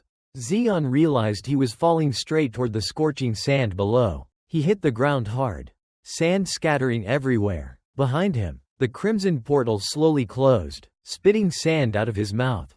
Zeon looked around in confusion. They were back on the surface, amid a vast yet dangerous desert. Diordan approached him, his expression suddenly turning unusually serious. He told Zeon to listen carefully to what he was about to say. He stated that he needed Zeon's sand-controlling ability, but right now, Zeon was nothing more than useless. Diordan presented a life-or-death choice. He pointed toward distant Neo-Soul. Zeon could choose to return to a safe life of slavery, or follow him into a deadly game with only a 1% chance of survival. Diordan stared directly at Zeon, offering him the chance to grow stronger instead of remaining weak forever. The offer sounded tempting, but behind it lay an abyss of danger. Zeon was stunned by the sudden proposal. He stammered, asking how long he would have to follow him. Diordan looked toward the horizon and admitted that even he didn't know the answer. It could be months, years, or even decades. Zeon stood still, overwhelmed by the harshness of that answer. He understood that this wasn't an invitation, it was an ultimatum. The pressure in Diordan's gaze left him no room to escape. The choice lay clearly on the scorching sand. Return to a safe life of servitude. Or gamble his life in a deadly game with a 99% chance of death. In the emptiness of the desert, the line between coward and hero could be nothing more than a reckless nod. Diordan growled, demanding that Zeon make his decision immediately. Standing in the vast desert, Zeon wore a defiant smile as he faced the choice Diordan had given him. A choice? To him, it was a ridiculous question. He pointed straight at the powerful man before him and, without hesitation, asked if the old man was truly insane to demand such a price. Zeon listed everything he would have to give up: a roof over his head, a soft bed, and comfortable shade, just to trade it all for an eccentric man in this barren desert. In response to the sarcasm, Diordan remained expressionless and answered briefly, yes. He wanted Zeon to abandon all those trivial comforts. Zeon scratched his head, realizing the argument was already over when he saw the man's unwavering resolve. There was nothing more to say about the conditions. He decided to follow Diordan, stepping onto a path with a 99% chance of costing him his life. But to Zeon, safety in darkness was more terrifying than death in the pursuit of power. His gaze darkened as he thought about the real reason. Zeon was not the kind of person who could endure humiliation without retaliation, but right now, he was too weak to seek revenge. His smile turned wilder as he declared that even Diordan himself was on the list of people he would surpass. Zeon admitted that Diordan was the strongest person he had ever met, and he believed it would be nearly impossible to find anyone who could surpass such overwhelming power. Following the strongest was the only path to reaching the top. Diordan burst into hearty laughter at the confidence of an F-rank brat. He wondered if Zeon was so certain he would die at his hands. Clenching his fists, Zeon affirmed his unwavering belief. Only by following this being could he break the chains of a mere minor and become the strongest. Diordan grinned, a smile filled with the cruelty of a harsh mentor. He warned that Zeon would one day regret placing so much faith in this choice. The journey began without a shred of mercy. Diordan strode ahead, calling him an idiot and reminding him that the road ahead was long. Zeon grumbled and argued behind him. The sun scorched the entire desert, turning it into a massive furnace ready to burn anyone with a weak will. The first trial had begun. 6 hours passed under the brutal heat. Zeon screamed in desperation as his body reached its limit. He begged the old man to slow down. Sweat poured like rain, heat radiating from his burning skin. Zeon collapsed to his knees, unable to comprehend how Diordan could keep moving non-stop for 6 hours. He just needed 1 minute to rest, but the only response was a cold back. Diordan said nothing, continuing forward like a machine. Ignoring the exhaustion behind him, Zeon began to lose control, shouting in frustration at the terrifying silence. His mind started to unravel from exhaustion, muttering that the man was as unpredictable as a child. His pupils dilated, his vision blurred from heatstroke. The temperature must have reached 50 degrees Celsius, turning the air into something thick that crushed his lungs. Every step became torture as his feet sank deeper into the scorching sand. Zeon realized that if he continued like this, he would die of dehydration or collapse before learning anything. Diordan finally stopped, but only to mock him. He called Zeon a fool for not using even 1% of his true power to support himself. He reminded him of an obvious truth Zeon had forgotten: he could control sand. It was pathetic that someone with such an ability could be defeated so easily by the desert itself. Zeon clutched his head and shouted helplessly. He argued that he had only awakened his power 2 days ago. How could he possibly master complex techniques so quickly? Diordan turned back, his gaze sharp. So what? His question struck like a slap against Zeon's weakness. In this world, circumstances were never an excuse for incompetence. Zeon still clung to his F-rank status to justify his helplessness.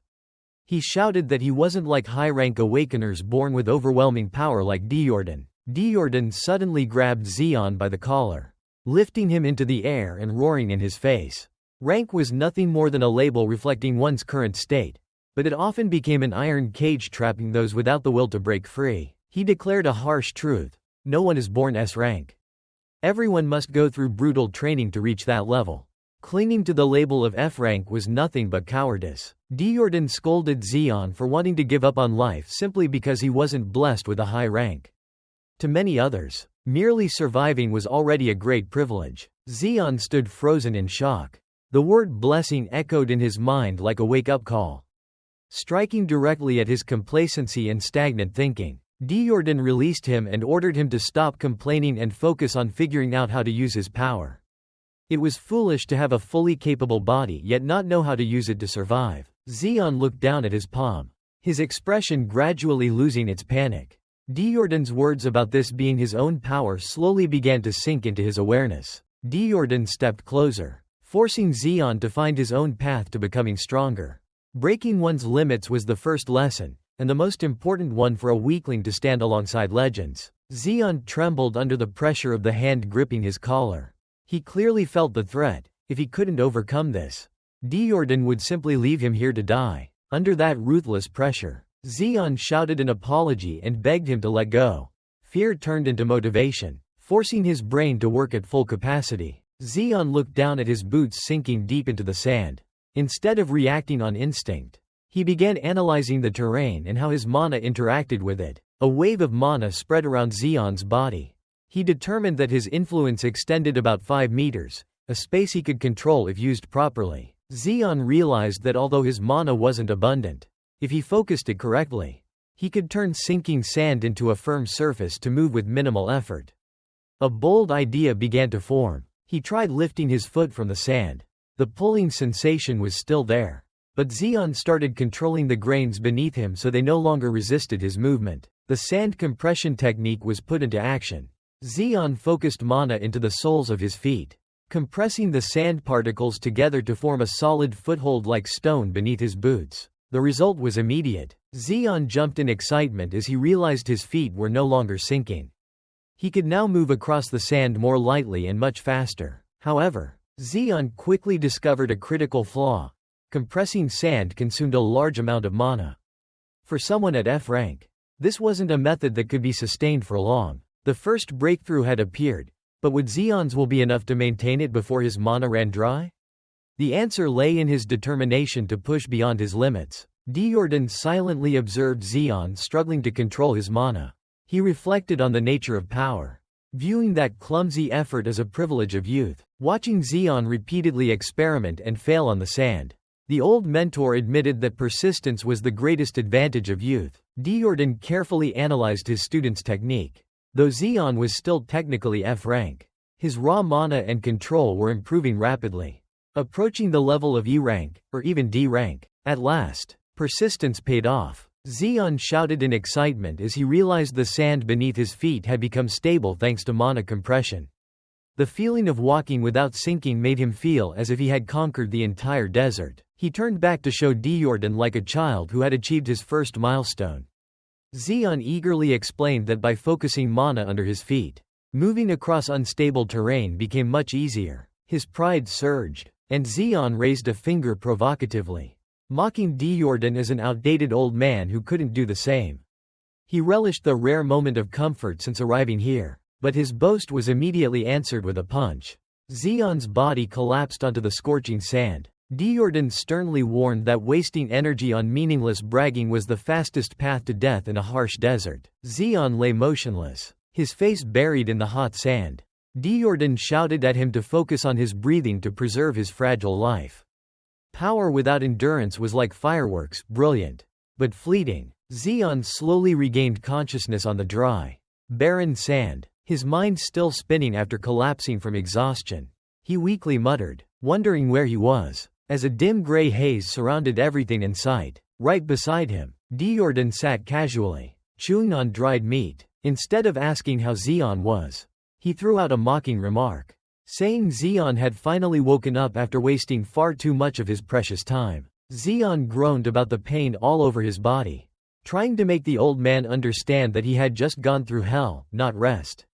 In response, a piece of tough dried beef was tossed onto the ground in front of him. Staring at the hardened meat, Zeon was stunned, not expecting food to be this difficult to eat. Deordan ordered him to eat while listening, then began talking about a distant past when he was young, a world Zeon had never even heard of. In that old world, protecting the weak was considered a source of pride, not a burden. Diordan gazed into the distance, as if remembering a time when human lives didn't depend solely on individual strength. Zeon lay on his back, chewing the tough meat and listening to what sounded like a fantasy.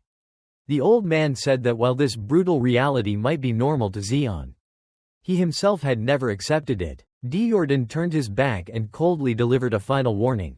If Zeon wanted to die, he could keep lying there, but if not, he needed to stand up on his own 2 feet. Reluctantly, Zeon sat up and struggled to chew the dried meat.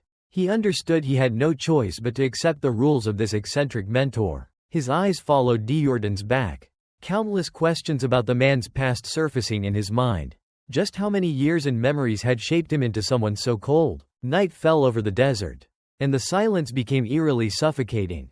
The two sat apart, each lost in their own thoughts amidst the sea of sand and darkness. Zeon suddenly noticed that Diordan wasn't chewing the meat, he was simply holding it in his mouth, letting saliva soften it. Zeon muttered in frustration, saying the old man should have told him that earlier to save effort and water. Under the dim moonlight, Zeon began to imitate him. He realized this mentor didn't teach through words, but by forcing him to observe and learn from the smallest details. Still, that didn't make it any less irritating. He bitterly realized Diordan followed the philosophy of teach a man to fish instead of giving him fish. But for someone as thirsty as Zeon, it felt distant and cruel. When Zeon tried to ask for another piece to fight his hunger, Diordan simply snapped at him to shut up. The night sky stretched wide, filled with brilliant stars yet chillingly cold. The cold began to seep into Zeon's skin, reminding him that the desert wasn't only dangerous because of the daytime heat. Zeon sneezed violently, his whole body trembling. He had forgotten that desert nights could be cold enough to freeze a person. He curled up, hugging himself to preserve what little warmth he had. Meanwhile, Diordan calmly moved his body as if the cold didn't affect him at all. Zeon couldn't sleep because the crazy old man kept muttering and talking to his sword all night. He wondered if prolonged loneliness had made Diordan mentally unstable. The next morning, thirst burned through Zeon's throat. He looked around desperately, hoping to find even a drop of water. Zeon grew irritated when he saw Diordan squeezing water out of clothes that had been left out overnight. The old man didn't share even a single drop. Ignoring Zeon's parched state, it turned out that leaving clothes out overnight wasn't meaningless, it was to collect dew. Surviving in the desert required preparation and making use of every opportunity, no matter how small, to gather resources. Once again, Zeon realized he had learned the lesson too late. With no other choice, Zeon was forced to lick the faint traces of moisture clinging to his own skin just to endure. He silently swore to become stronger, so he would never end up in such a pathetic state in front of that bizarre old man again. Diordan laughed and called him an idiot, making Zeon's anger explode. He was driven mad by being constantly belittled despite trying his best to adapt. But Diordan suddenly cut him off with a serious question. "What have you felt?" Zeon froze, confused by what he meant. He looked around, focusing his senses, trying to detect whatever abnormality his mentor had hinted at. The ground began to tremble slightly. A deep rumbling echoed from afar, signaling that something dangerous was approaching. Zeon realized this was no natural phenomenon. His expression changed as he sensed that there wasn't just one enemy. A growing unease filled him as shadows moved swiftly across the sand. A pack of massive creatures with glowing red eyes and sharp horns gradually emerged from behind the dunes. They had surrounded the two of them, forming a deadly encirclement. Diordan casually introduced them as horned hyenas. They usually hunted at night, but this time their hunger seemed to have overpowered even the coming dawn. Once again, Zeon's life was thrown into danger. Diordan mockingly asked whether Zeon could survive on his own, or if he would need his help again. The hyenas growled, drool dripping from their sharp fangs. They were waiting for the slightest signal to tear their prey apart. Their howls echoed through the air, heralding a massacre about to unfold. Zeon flashed a defiant smile, his fingers beginning to glow with a faint yellow mana. He declared firmly that he didn't need any help. This was his moment to prove his worth. "Because I'll survive on my own." Zeon's shout rang out, overpowering the hyenas' roars and marking the beginning of a completely one-sided battle. Mana gathered at his fingertips, spiraling into a small but powerful stream of energy. Zeon was no longer a timid miner. He was a warrior learning to seize control of his own fate. Sharp pillars of sand erupted from the ground like massive spears, piercing through the hyenas' bodies. Zeon unleashed his mana explosively, creating impressive power at the cost of heavy consumption. Zeon's eyes burned with focus. He poured all his concentration into controlling the sand pillars, trying to eliminate the pack before they could reach him. But the mana drain was already exceeding his limits. Although he took down several, the number of hyenas didn't seem to decrease. They kept charging from all directions, undeterred by the deadly spikes. The fight gradually turned into a battle of endurance, and Zeon was at a disadvantage. Panic began to creep in as Zeon realized the sheer number of monsters. He shouted in anger and frustration, unable to understand why there were so many of them. His chest heaved, breathing rapid and uneven. Zeon realized a terrifying truth: before being killed, he would collapse from mana exhaustion. He needed a more efficient way to fight. Staring at the red eyes surrounding him, Zeon forced himself to calm down. In combat, mana management was just as important as raw power. He began analyzing the situation, searching for a better solution. How do I fight while using the least mana possible? Zeon looked at his trembling hands, trying to piece together an answer from his scattered knowledge. I have to think. On the brink of life and death, Zeon started to recognize the flaw in his approach. He didn't need massive sand pillars, he needed precise strikes aimed at vital points. A new idea began to form. Zeon screamed as a hyena bit into him. He cursed it for interrupting his thoughts. But the pain only fueled his fighting instinct even more. He looked down at his arm, riddled with bite marks. But instead of panicking, Zeon stared at it intently, as if he had just realized something crucial. The wounds across his body awakened him. Pain wasn't just a sign of damage, it could also be the key to understanding power more deeply. He began to think about the concept of penetration points. Ahead of him, the horned hyenas continued charging at terrifying speed. They had no idea their prey had just discovered a far deadlier method of attack. Standing in the center of the encirclement, monsters rushing in from every direction and blocking out the morning light. Zeon's mind suddenly became eerily calm. He reaffirmed his conclusion: yes, all he needed was to create precise penetration points in their bodies. No flashy displays, no wasted mana, just absolute accuracy aimed at lethal spots. A cold smile spread across Zeon's face as razor-sharp sand spikes pierced through the hyenas' heads with astonishing precision. True power didn't lie in scale, but in optimization, achieving maximum efficiency under pressure. Only now did the real battle begin. With a completely different Zeon, surrounded by the pack of horned hyenas, Zeon stood frozen in fear. Diordan's voice rang out like a harsh wake-up call. In a life-and-death battle, mana is life itself, and wasting it is the fastest path to death. He sternly taught his student that power must be adjusted to match the opponent. Use the least amount of mana possible while still dealing maximum damage to endure. Zeon tried to absorb the lesson, telling himself that the old man must execute every action with extreme precision and efficiency to reach such a level. But theory and practice were two different things. When Zeon launched a weak attack, the hyena merely sneered as if he were tickling it before lunging with a deadly strike. In stark contrast to Zeon's struggle, Diordan stood tall among the beasts, his posture proud and unshaken. He loudly cursed the mongrels for daring to bare their fangs at him. A cruel smile spread across his face, his crimson eyes gleaming with killing intent as if he truly relished the slaughter about to unfold. Seeing his master's terrifying expression, Zeon shuddered. He shouted a warning, though in truth he was worried for the unfortunate monsters. With a thunderous roar, Diordan declared that every one of these bloodthirsty creatures would die here, on the very ground they once ruled. A cataclysmic explosion of mana erupted, crimson energy tearing through the earth beneath Diordan like cracks from hell itself. The overwhelming pressure blasted everything away. The hyena's agonized howls echoed briefly before being swallowed by a storm of sand and destructive energy. As the dust slowly settled, Zeon stood motionless, sweat pouring down his face, unable to believe the terrifying power Diordan had just displayed. A massive crater filled with blood and monster corpses scarred the desert, proof of the brutality of a single strike from Diordan. staring at the devastation. Zeon wondered in awe whether this man was truly human, or some powerful entity hiding within the shell of an old body. He silently vowed to watch his words and stop acting recklessly, because a single careless move from this old man could erase him from existence. Diordan casually sat atop the corpse of the alpha hyena, mocking it for barking louder than its actual strength. Unwilling to accept defeat, the monster roared madly, blue lightning crackling across its body as it prepared a final attack to drag its enemy down with it. Diordan showed a hint of surprise, noting that the electricity was strong enough to form a protective field.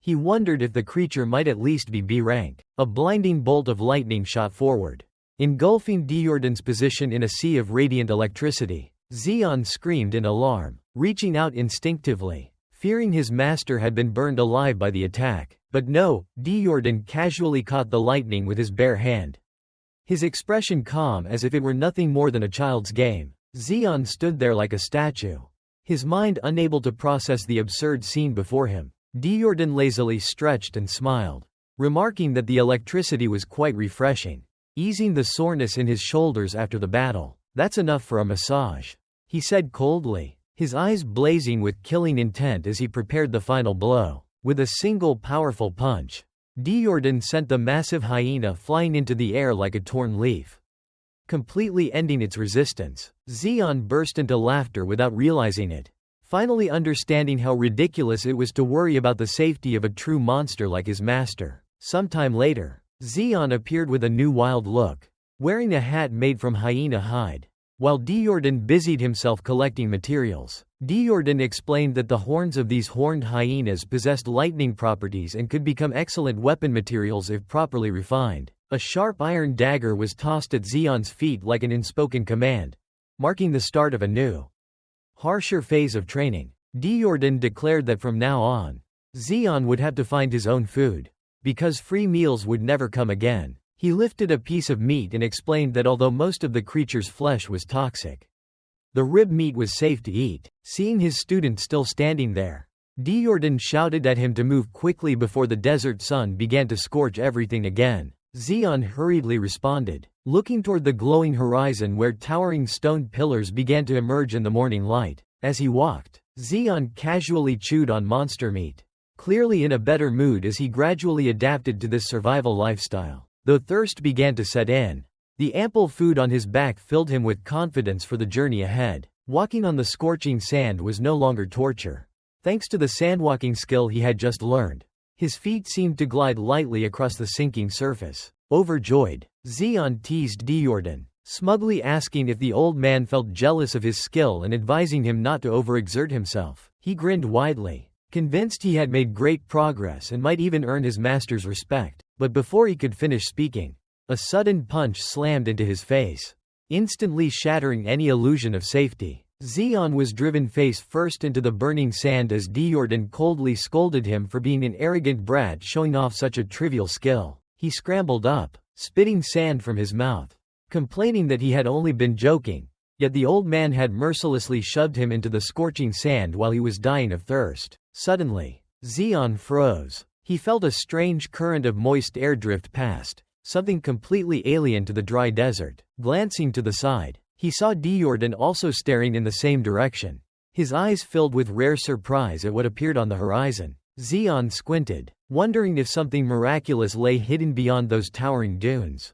A flicker of hope for an oasis began to grow within him. A stretch of golden sand shimmered beneath the blazing sky, obscuring the traveler's view as if testing their patience to its limits. The moment they reached the top, an entirely different scene suddenly unfolded before them, causing both master and student to halt in stunned silence. Zeon's face lit up with joy as he shouted in excitement, realizing that the legendary oasis had finally appeared before him, dispelling all doubt. A brilliant blue lake shone like a miracle in the heart of the dead desert, carrying the breath of life and overwhelming hope.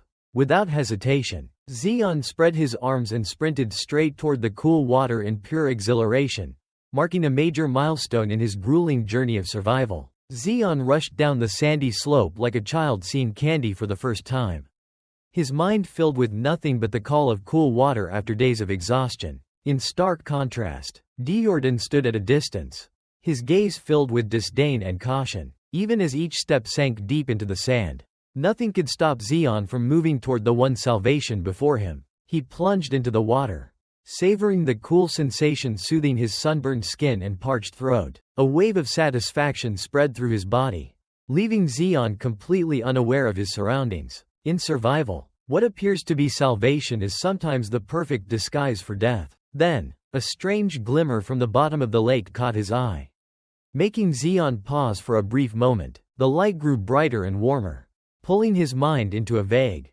mesmerizing void. A strange drowsiness crept in, making his body heavy as his consciousness slowly sank into the water. Diordan's roar thundered in his ears, tearing apart the illusion that had bound the naive student. The master rushed forward at terrifying speed, recognizing the danger lurking beneath Zeon's feet. Zeon snapped awake, just as Diordan charged toward him with an expression of extreme fury. A massive creature with razor-sharp teeth burst upward, turning the cool lake into a pitch-black maw of death. Diordan swiftly grabbed Zeon by the collar, pulling him out of danger in an instant. The monster revealed itself, a full gorge, a desert predator large enough to swallow an elephant whole. Zeon was thrown onto the sand, horrified as he realized death had just brushed past him by a hair. Diordan leapt high into the air, his greatsword ready to act on the instincts of a being at the top of the food chain. Veins bulged in his hands as he gripped the hilt tightly,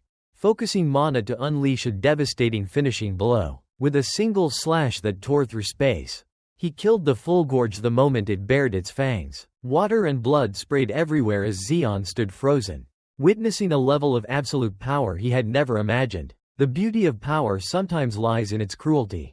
When a single death can paint a brilliant rainbow across the heart of the desert. Diordan sheathed his sword and calmly explained the full gorge, creatures that use light to lure the naive to their deaths. His gaze remained cold, devoid of any sympathy for the mistake that had nearly cost his student his life. A heavy strike landed on Zeon's head, his first physical lesson reminding him of his deadly carelessness. Diordan shouted in anger, "Did you forget everything I taught you?" demanding to know if Zeon really thought he was skilled enough to let his guard down in a place like this. His voice echoed across the dunes, declaring that fools are always the first to die. Zeon could only bow his head in apology, his body still trembling from the terrifying experience. Diordan pointed at the monster's corpse and ordered him to skin it immediately as punishment. He explained that the belly hide of this C-rank creature was an excellent material for crafting a protective cloak. Zeon foolishly asked if Diordan needed a new cloak, causing the man's anger to flare up again. Diordan snapped that the item was meant to keep Zeon's fragile life from being roasted under the desert sun. Zeon apologized miserably, realizing just how far he fell short of Diordan's expectations. Knowledge only becomes a true weapon when tempered through brutal experience, otherwise it is nothing but empty theory. Looking at the massive corpse, Diordan remarked that it resembled a kind of fish that once lived on Earth long ago, standing before the enormous body. Zeon still couldn't believe this was what a fish looked like in this world. It was truly the first time in his life he had ever seen one, though its scale felt completely wrong. He awkwardly held a small knife, sensing a strange pressure still emanating from the lifeless body. Diordan stood nearby, constantly mocking him, saying his efforts were no different from scratching an itch on a corpse. The creature's hide was tougher than Zeon expected. The blade could barely pierce its thick natural armor. Closing his eyes, he focused, trying to channel mana into the blade to enhance its cutting ability. Just as he had been taught, mana began to glow along the knife's edge as Zeon resolved to complete the task and prove he could survive. The desert never forgives clumsiness or the waste of valuable resources. Zeon poured all his concentration into thinning the scales, trying to craft a crude needle from the remains of the predator he had just defeated. He carefully separated tendons to use as thread, a task requiring immense patience under the scorching heat surrounding him. In a moment of intense focus, a spark of confidence flashed in the young student's eyes as he believed he had grasped the principles of mana. The feeling of success seemed closer than ever, quickening his heartbeat. But reality struck him hard. The valuable hide was now nothing more than shredded scraps in Zeon's unsteady hands. Diordan casually mocked his clumsiness, turning all his effort into something worthless. In a world where even the sun itself is a predator, survival is not a right, it's a brutal transaction. Diordan silently watches as Zeon finishes crafting the cloak, since the fish is so large. Zeon has multiple chances to try again. By now, the scorching desert sun has been replaced by the cold of night. The vast night sky, silent and unforgiving, stretches over endless dunes. Zeon shouts in excitement, raising high the hand-stitched traveler's cloak he has finally completed. After 8 failures, the former miner proudly celebrates his achievement. Joking that this masterpiece is a special item from Zeon's fashion shop, Diordan cuts off the celebration, calling Zeon an idiot in his usual blunt tone. Zeon immediately goes on the defensive, clutching the cloak tightly and declaring he won't give it to Diordan. But the master has no interest in fashion, he is holding a massive, still twitching organ, the gallbladder of the Fulgorge, and orders Zeon to eat it. Zeon stares in horror at the dripping, blood-soaked mass, his stomach twisting at the thought of what he must do. Diordan states that this gallbladder is an incredibly valuable item. Diordan says it plainly. Either swallow every gram of this elixir, or die right here. With trembling hands, Zeon takes the heavy organ. Realizing there is no escape from this disgusting ritual, he stares at the revolting mass, his throat tightening as he swallows nervously. Bracing for the worst, summoning all his courage, Zeon takes the first bite and nearly vomits. The bitterness is overwhelming. But his fear of Diordan's wrath is even stronger. Zeon keeps forcing the bloody mass into his mouth, desperate to end the torment as quickly as possible. Strangely, its texture begins to change, becoming light, almost as if he's swallowing clouds. Zeon finishes it all, yet feels no fullness, only an unsettling emptiness. Diordan watches with a dark, knowing smile, saying that it's finally time for Zeon to burn. Before Zeon can process the warning, a blazing energy erupts from deep within his chest. A scream of agony bursts from him as an intense heat begins to burn him from the inside out. His body temperature skyrockets, making it feel like he has swallowed a piece of the sun. His mana spirals out of control, tearing through his biological pathways in a violent forced reconstruction. He collapses onto the sand, but Diordan remains cold, telling him to endure if he wants to live. Diordan watches the flickering embers, his figure a symbol of the desert's cruelty. In this land, everything is an oasis for those who can take it, and a grave for those who cannot. The essence of the Fulgorge begins to flow through Zeon's veins, rebuilding his mana system from its very foundation. Zeon writhes on the sand, cursing Diordan's twisted philosophy as the internal flames continue to rage. He clutches his throat, gasping, begging to be saved from the heat consuming his core. Diordan does not move, his red eyes reflecting the flickering mana flames of a transformation he has witnessed countless times. The night drags on as Zeon's screams echo into the indifferent, star-filled sky above the dunes. At last, dawn arrives, and the desert returns to its silent golden state. Zeon lies motionless on the sand, utterly exhausted. Diordan kneels down, checking whether Zeon has truly survived. Zeon jolts awake, nearly jumping up when he sees Diordan's face right in front of him. He groans as he sits up, explaining that he never slept. The pain was so intense that he simply passed out. He cautiously checks his arms and chest, expecting to find burn marks from the internal flames. But when he clenches his fist, he realizes something fundamental in his body has changed. His body feels light as sand, his muscles tight as steel, and his mana now flows in a completely new harmony. With a single thought, the sand around him begins to move, responding perfectly to his will. Zeon is stunned by his own growth. He looks up at Diordan, eyes wide as he realizes the true purpose of that elixir. Diordan continues eating, explaining that the gall is a rare prize that grants explorers resistance to heat and sand. Zeon is filled with gratitude, realizing the value of what Diordan forced him to consume. Diordan bluntly crushes that sentiment, reminding him he only received it because he was pathetically weak. Zeon ignores the insult, too excited as he runs across the dunes to test his new control. Diordan orders him to stop wasting time, stay quiet, and eat. They need to move quickly. The desert sun rises high, but for the first time, the scorching heat feels like a gentle breeze. 4 days later, Zeon has fully recovered and adapted, finally wearing his completed cloak as they prepare to leave. They continue deeper into the desert's heart. The desert is a cruel stage where only those who evolve get to see the next act. In this land, silence is not just the absence of sound, It is the weight of every choice made to survive. The howling winds of the white bone graveyard carve through canyons, reshaping the dunes into a constantly shifting maze. A massive sandstorm rises around Zeon. Yet he does not flinch before its grinding force. He calmly chews a piece of dried meat, treating the violent winds like a pleasant breeze.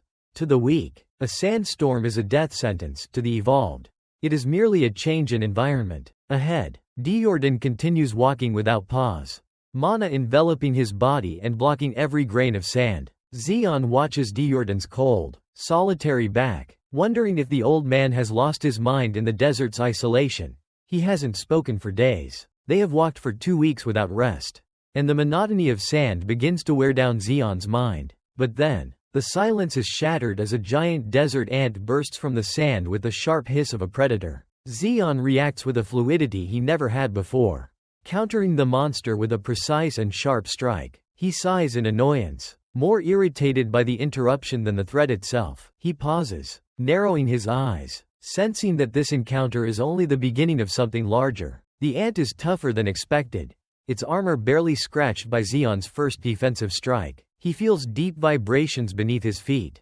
Zeon had hoped to pass quietly, but that is no longer possible. His mana senses reveal a swarm surrounding him from all sides.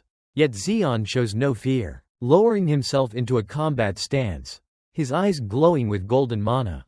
Zeon decides to teach these foolish ants a lesson. He knows he must end this quickly.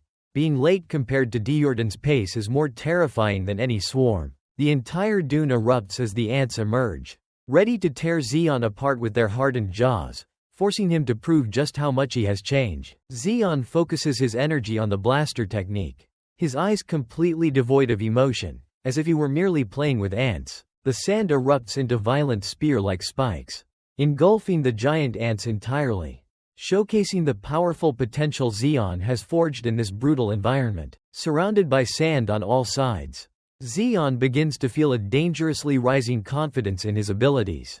With his control over sand, he feels like he has become the king of this desert. That confidence shatters instantly when Zeon turns around and finds the desert empty. The old man has vanished into the storm, leaving him completely alone. The silence is broken by a skittering sound as a swarm of giant ants, massive insects with red eyes and blade-like mandibles, emerges from the dunes. Zeon's eyes widen in horror as he realizes the sheer number of the army rising from beneath the sand. He shouts for Diordan, but his voice is swallowed by the howling wind and the sound of thousands of insect legs. Far from the chaos, Diordan watches coldly, his glowing red eyes showing nothing but the curiosity of an observer. True growth doesn't happen in a classroom. It happens when there's no one left to protect you. Zeon realizes shouting is useless if he wants to live. He can't remain weak like a child. He understands this isn't an accident. It's a trial created by Diordan to force him beyond his limits. Under Zeon's control, sand spears rise once more. Zeon counterattacks, sharp spikes of sand shooting upward from the ground, piercing through the nearest monsters in a desperate attempt at defense. But the wasteland is too vast, and the number of predators too great, making his small victories meaningless. Amid the chaos, Zeon quickly uses his sand manipulation to lift himself into the air. Escaping the encirclement of the ants, looking down, he sees the ground covered in dense black bodies. He isn't standing in a desert, but on top of a massive ant colony. He tries to calm himself, telling himself he's safe since the ants don't have wings to reach him. Suddenly, a heavy impact shakes the platform of sand beneath his feet, shattering his sense of safety as a dark shadow appears. The ants haven't stopped, they are forming a living ladder, climbing over one another to reach him. Nature's intelligence becomes terrifying when driven by a shared hunger. Zeon stares in disbelief at the living tower of mandibles and glowing red eyes drawing closer. Before he can react, the first ant lunges forward, its weight crashing into him and destroying his temporary foothold. Zeon is dragged back down into the swarm, his scream swallowed by the raging sandstorm. He crashes onto the sand, coughing up blood as he realizes he could die at any moment. He lies there, battered and bleeding, his will nearly crushed by the desert's cruelty. His confidence has completely vanished. Diordan still stands at a distance, arms crossed, watching to see whether Zeon will fall, or awaken his fighting instinct. The world doesn't care about your pain, It only responds when you refuse to die. A hoarse laugh escapes Zeon's throat as he struggles to lift his head. His expression gradually turning savage, his eyes blaze white as he stares into the void, as if challenging Diordan to see how he will survive. Watching the explosion caused by Zeon's technique, the corner of Diordan's mouth curls into a faint smile. The idiot has finally started thinking correctly. He begins to think about the future, realizing that Zeon's ability to control the desert is a powerful blessing in this wasteland.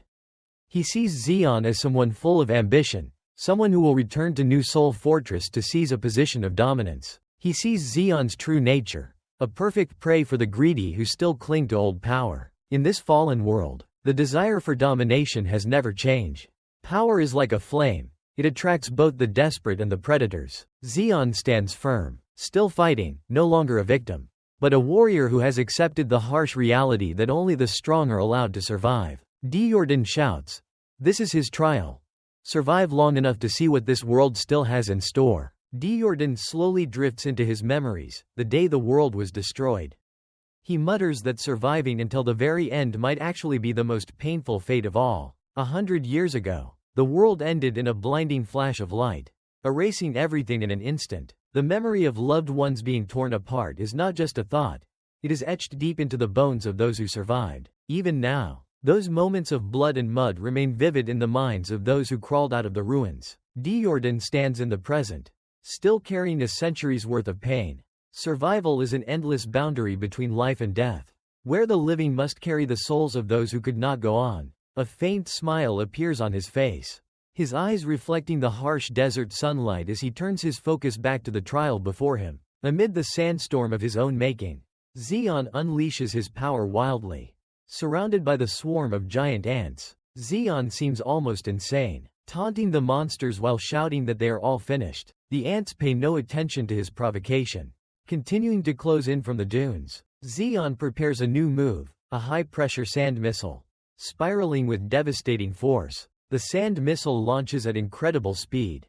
Zeon admits it isn't refined, but its power is undeniable. When you compress enough wind, rotational force, and energy into a single point, the result becomes utterly catastrophic. The sand missile slams into the front line, its power amplified many times over. Zeon roars at the swarm, declaring that this is the end for all of them. He revels in his newfound strength, convinced that their failure to kill him earlier was their greatest mistake. From afar, Diordan watches with interest, remarking that the kid is getting carried away. Zeon doesn't care. He is enjoying the destruction he's creating. The desert floor is now riddled with craters and insect corpses, proof of Zeon's growing power. Filled with confidence, feeling invincible, Zeon clenches his fist in a victorious pose. "Old man, did you see that?" he shouts, turning to seek recognition, only to be abruptly interrupted. His eyes widen in shock as something strikes him from behind. A giant ant has appeared at his back, piercing through his side with its razor-sharp mandibles. Blood drips down the monster's legs as Zeon realizes he let his guard down. The pain is immense, but the real problem is his mana. It's being paralyzed, preventing him from escaping no matter how hard he tries. Zeon realizes too late that the ant's strike carries venom, a toxin that disrupts the flow of mana. The desert spins as he collapses, his vision fading while the swarm approaches. With one final curse, his eyes close, and everything falls into darkness. When Zeon wakes up, he is no longer in the desert, but trapped within the damp, dark tunnels of the ant colony. He tries to move, but his body won't respond, and the only thing he can hear is the sound of mandibles clacking nearby. Large white ant larvae crawl out of the darkness, sensing a fresh meal. They crawl onto Zeon's paralyzed body, their black jaws opening in anticipation. One larva bites hard into his arm, the sound of bone and flesh being crushed echoing through the tunnel. Zeon can only watch, realizing his tragic fate as the poison keeps him immobilized. The most terrifying thing is not weakness, but being fully conscious and unable to act as death approaches. He recalls his life as a lowly miner, feeling as if this is the inevitable end of a cruel joke. His eyes slowly close, ready to give up everything in this darkness. But as the pain surges, something inside Zeon changes. A fierce rage ignites. With a single swing of his arm, he kills one of the larvae. Outside, the guard ants immediately become agitated, slowly rising, Zeon begins to laugh madly, his anger overpowering the poison paralyzing him. He shouts that he will not die in such an unfair and agonizing way. When life is nothing but tragedy, rage becomes the power that hope never could. The mark on his hand begins to glow with a blinding golden light as his hidden power awakens. The energy from the orange emblem doesn't just glow, it explodes. A devastating wave of power tears through the ant nest, turning it into hell. The force is so immense that the larvae are annihilated instantly, while adult ants are flung away like toys. The tunnel walls collapse under the pressure of the mana, burying the colony beneath sand and stone. Zeon sits amid the ruins, sand missiles floating around him, ready to fire at any moment. True power does not come from bloodlines or luck. It is born in the moment you refuse to remain a victim of yourself. In the harsh reality of Neo Soul, growth is often measured in blood and scars. Zeon looked at his hands, realizing the poison had vanished and his stamina had fully recovered. The light on his forearm revealed the truth: he had evolved. He had officially reached rank E. The mana flowing through his body was now on an entirely different level. He felt like a new person, ready to face whatever lurked deep within this cavern. But that confidence was dangerous in a place like this. He narrowed his eyes, focusing on the massive presence standing right before him. The Ant Queen towered over him, her glossy black exoskeleton reflecting a terrifying violet glow. Even after leveling up, Zeon realized his attacks couldn't leave so much as a scratch. A sudden strike sent him flying backward. Zeon slammed hard into the ground, his mana defense shattering like fragile glass. Gritting his teeth, he unleashed a barrage of sand missiles, wondering just how much power it would take to injure a C-rank monster like this. The creature gave him no time to recover. It lunged forward, lightning fast, its razor-sharp armor and killing intent unmistakable. Zeon quickly retreated, frustration rising. He had grown stronger, he had evolved, yet he was still being treated like an insect. Its armor was too thick, conventional attacks wouldn't work. Staring into the queen's many glowing eyes, he realized he needed to change his approach. If he couldn't break it from the outside, he would have to tear it apart from within. Zeon charged straight in, closing the distance in a reckless assault. He clung to the monster, his fingers digging into the gaps in its armor. He wasn't trying to pierce it anymore, he was trying to rip it off from the inside. He poured all of his rank E strength into his hands. Either he tore it apart, or he died. The wolf ant queen let out an irritated screech. This insignificant human dared to peel away her armor. A blinding white light began to gather between her fangs. She was preparing another attack. A wave of high-frequency energy erupted, striking Zeon at point-blank range. It wasn't physical, but it was far more dangerous. Zeon screamed in agony as the vibrations pierced through his defenses and attacked his nervous system directly. It felt as if his brain was being crushed from within. Blood streamed from his ears and eyes as he felt his mind melting apart. The sound waves spread through the cavern, turning the very air into a weapon, and Zeon stood at the center of it all. Even as his vision blurred and blood covered his face, Zeon refused to let go. He had gone beyond survival, into complete madness. His eyes widened, glowing with a golden-orange light through the blood. He had made his decision. He wanted to see who would fall first. This was a game where the only reward was survival. The world around him twisted into chaos, filled with distorted light and sound. With one final scream, he resolved to drag the queen down with him. And then, everything went dark. Zeon's consciousness slowly faded as he reached toward the dimming light. The final battle had pushed him beyond his limits. He lay motionless on the cavern floor, blood still trickling from his ears. He looked pitiful, but he was still alive. A shadow loomed over him in the darkness. Someone had been watching everything from the very beginning. Diordan grabbed Zeon, his expression unchanged. He called him a fool, but there was something different in his voice. With a faint smile, Diordan mocked him for being insane enough to fall asleep in a collapsing cave. Zeon let out a bloodied smile, all traces of fear gone from his face. Diordan chuckled, admitting that the brat wasn't completely useless. That was the highest praise Zeon could receive. Behind them, the Ant Queen was pinned to the ground by a massive sword, killed in a single strike. Diordan said Zeon had done well not to give up. Zeon's head still rang, he could barely hear anything. His ruptured eardrums trapped him in a painful world of silence. Diordan noticed his temporary deafness, sighed, and dragged him along like a sack. Zeon looked around hazily. wondering where they were going next. The immediate danger had passed, but the training was far from over. Jordan led him to a secluded corner of the cave, where something faintly glowed purple. It was a large, glowing sphere. Zeon stared at it, curious about what it could be. The queen's egg lay there, a reward for the survivor. Zeon pointed at it, waiting for an explanation. On the stone wall, Jordan had carved a message telling him to eat it to grow stronger, joking that it tasted like strawberries. Zeon began to feel uneasy when he saw the message Jordan had left, telling him to eat the glowing sphere because it was good for his health. He stared at the luminous orb, hoping it might be the answer to his persistent hunger.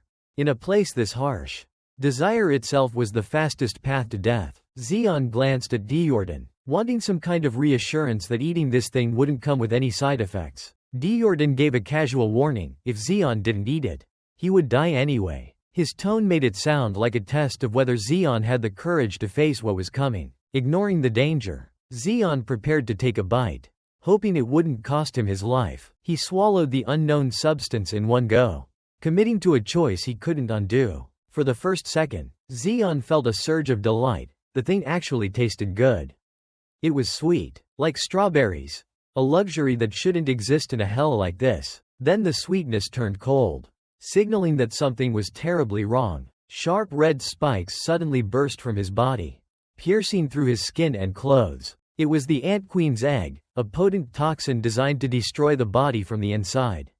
The most tempting things in the desert always hide the deadliest traps. The poison was engineered to rupture and distort internal organs. To put it simply, anyone who consumed the egg would have their body and organs violently pierced from within.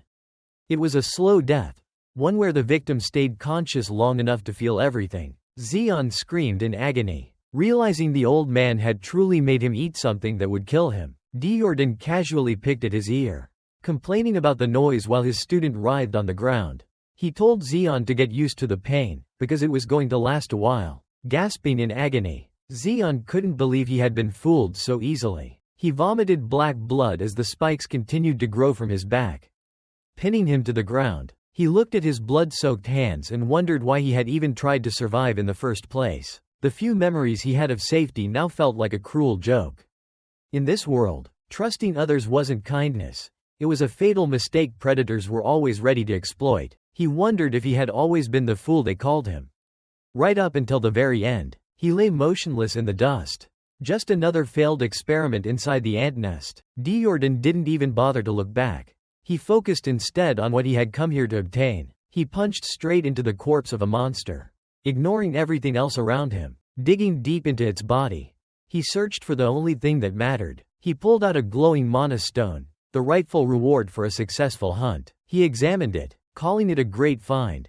In this ecosystem, a high-grade mana stone was worth far more than the life of a weak human. He decided to take everything before leaving. Suddenly, he paused, sensing an unusual vibration beneath the ground. His expression shifted as the air around his weapon began to tremble. Looking at Zeon's body, still covered in sharp spikes and lying motionless as if lifeless, Jordan felt a trace of disappointment.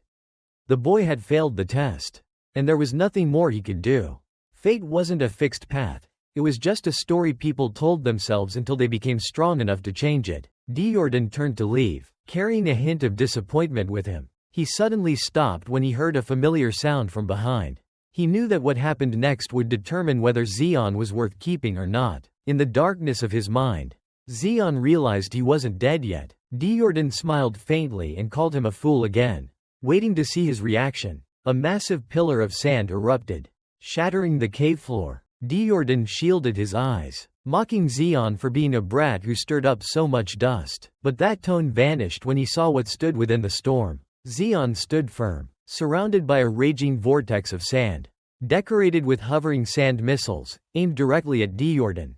It seemed Zeon was truly furious this time. Jordan ordered Zeon to stop this foolishness immediately. But Jordan quickly realized Zeon was completely serious as the sand missiles were already fired. Zeon's furious scream echoed through the cavern as a massive wave of sand and mana erupted. "Why did you try to kill me?"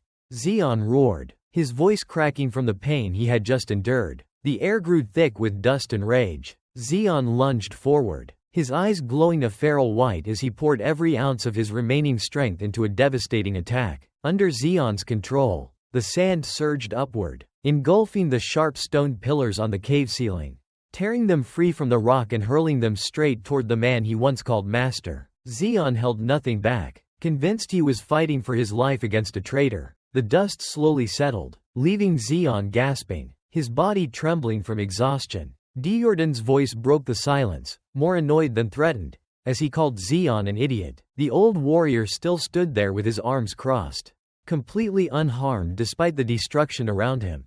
He explained that the queen's egg had something that messed with the brain. But it wasn't nearly as dangerous as Zeon thought. Zeon stared in absolute shock. His strongest attack had landed. Yet the old man wasn't even scratched. Diordan sighed and stated the obvious: if he had wanted to kill Zeon, a flick of his finger would have been enough.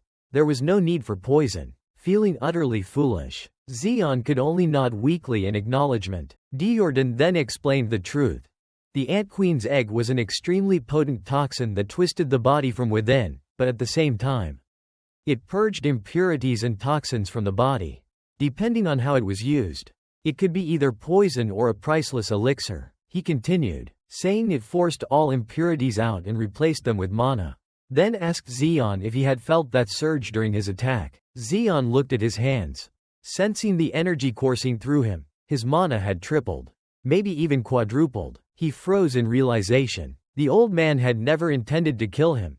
He had given him a massive opportunity. Overwhelmed, Zeon broke into tears, rushing forward to grab Diordan's leg. Apologizing for doubting him, he cried uncontrollably, admitting he had lost his mind, while the old man just told him to let go. Clearly annoyed at being clung to by an idiot, Diordan told him to grow up and stop acting like a child. Though there was the faintest hint of a smile at the corner of his lips, Diordan sensed something from the sword on his back, as if it were communicating, and calmly acknowledged it. Zeon felt like the biggest fool alive, hoping his apology would somehow earn forgiveness. Diordan clenched his fist, knowing the boy had nearly died. He survived only because he was strong enough, but Diordan had no choice. If Zeon didn't grow quickly, he would be useless. Without another word, he hoisted Zeon over his shoulder like a sack, saying it was time to head back, and that the idiot shouldn't expect forgiveness. Zeon dangled helplessly, completely confused about why he was being carried again. A dangerous smile spread across Diordan's face, pointing upward. Diordan said they were out of time, and that he knew a faster way out. Zeon saw that expression and immediately knew he was going to regret taking the shortcut. On the surface, the desert sun shone down on two small scorpions feeding on a corpse. Suddenly, the ground exploded as a massive pillar of sand and energy shot into the sky. Zeon's shout of "What do you mean faster?" was swallowed by the wind as they were launched into the air. Diordan laughed loudly, reminding him that he had been unconscious down there for 4 straight days. The laughter faded as his eyes narrowed, spotting something massive in the distance. Zeon was still trying to steady himself, confused by the sudden seriousness in the old man's expression. Then he looked, and his breath caught. A colossal silhouette loomed in the heat haze, as large as a moving mountain range. It was a gigantic turtle. Zeon was overwhelmed by its sheer size, realizing they were at least 30 kilometers away. Yet it still appeared enormous. Diordan said it was an archelon, the mobile fortress. He explained it was a B-rank monster, but its defense surpassed even A-rank creatures. People even modified its shell and domesticated it for travel. Zeon couldn't believe what he was hearing, that someone could tame and ride something like that. The creature's sheer scale left him speechless, forcing him to realize just how vast this world truly was. They stood at the edge of a sand dune, as insignificant as grains of dust before an ancient being. Diordan added that there were creatures even larger than this that people could tame. Diordan told him to look carefully. This was the world he was learning to survive in, and it was far bigger than he could imagine. As the two stood beneath the scorching desert sun, a mysterious figure suddenly leapt down from the turtle's shell, plummeting toward the ground at terrifying speed. The figure landed with immense force, unleashing a blinding pillar of mana that demonstrated overwhelming power. Zeon was nearly blown away, but Diordan stood firm, completely unaffected as the newcomer dusted himself off and noticed them. The stranger stood upright, his gaze locking onto Diordan as he greeted him, Clearly the two had known each other before. Thank you all for supporting my video. I wish you endless happiness and joy in life. If you enjoyed the video, please give me a like and leave a comment to show your support. I sincerely appreciate it.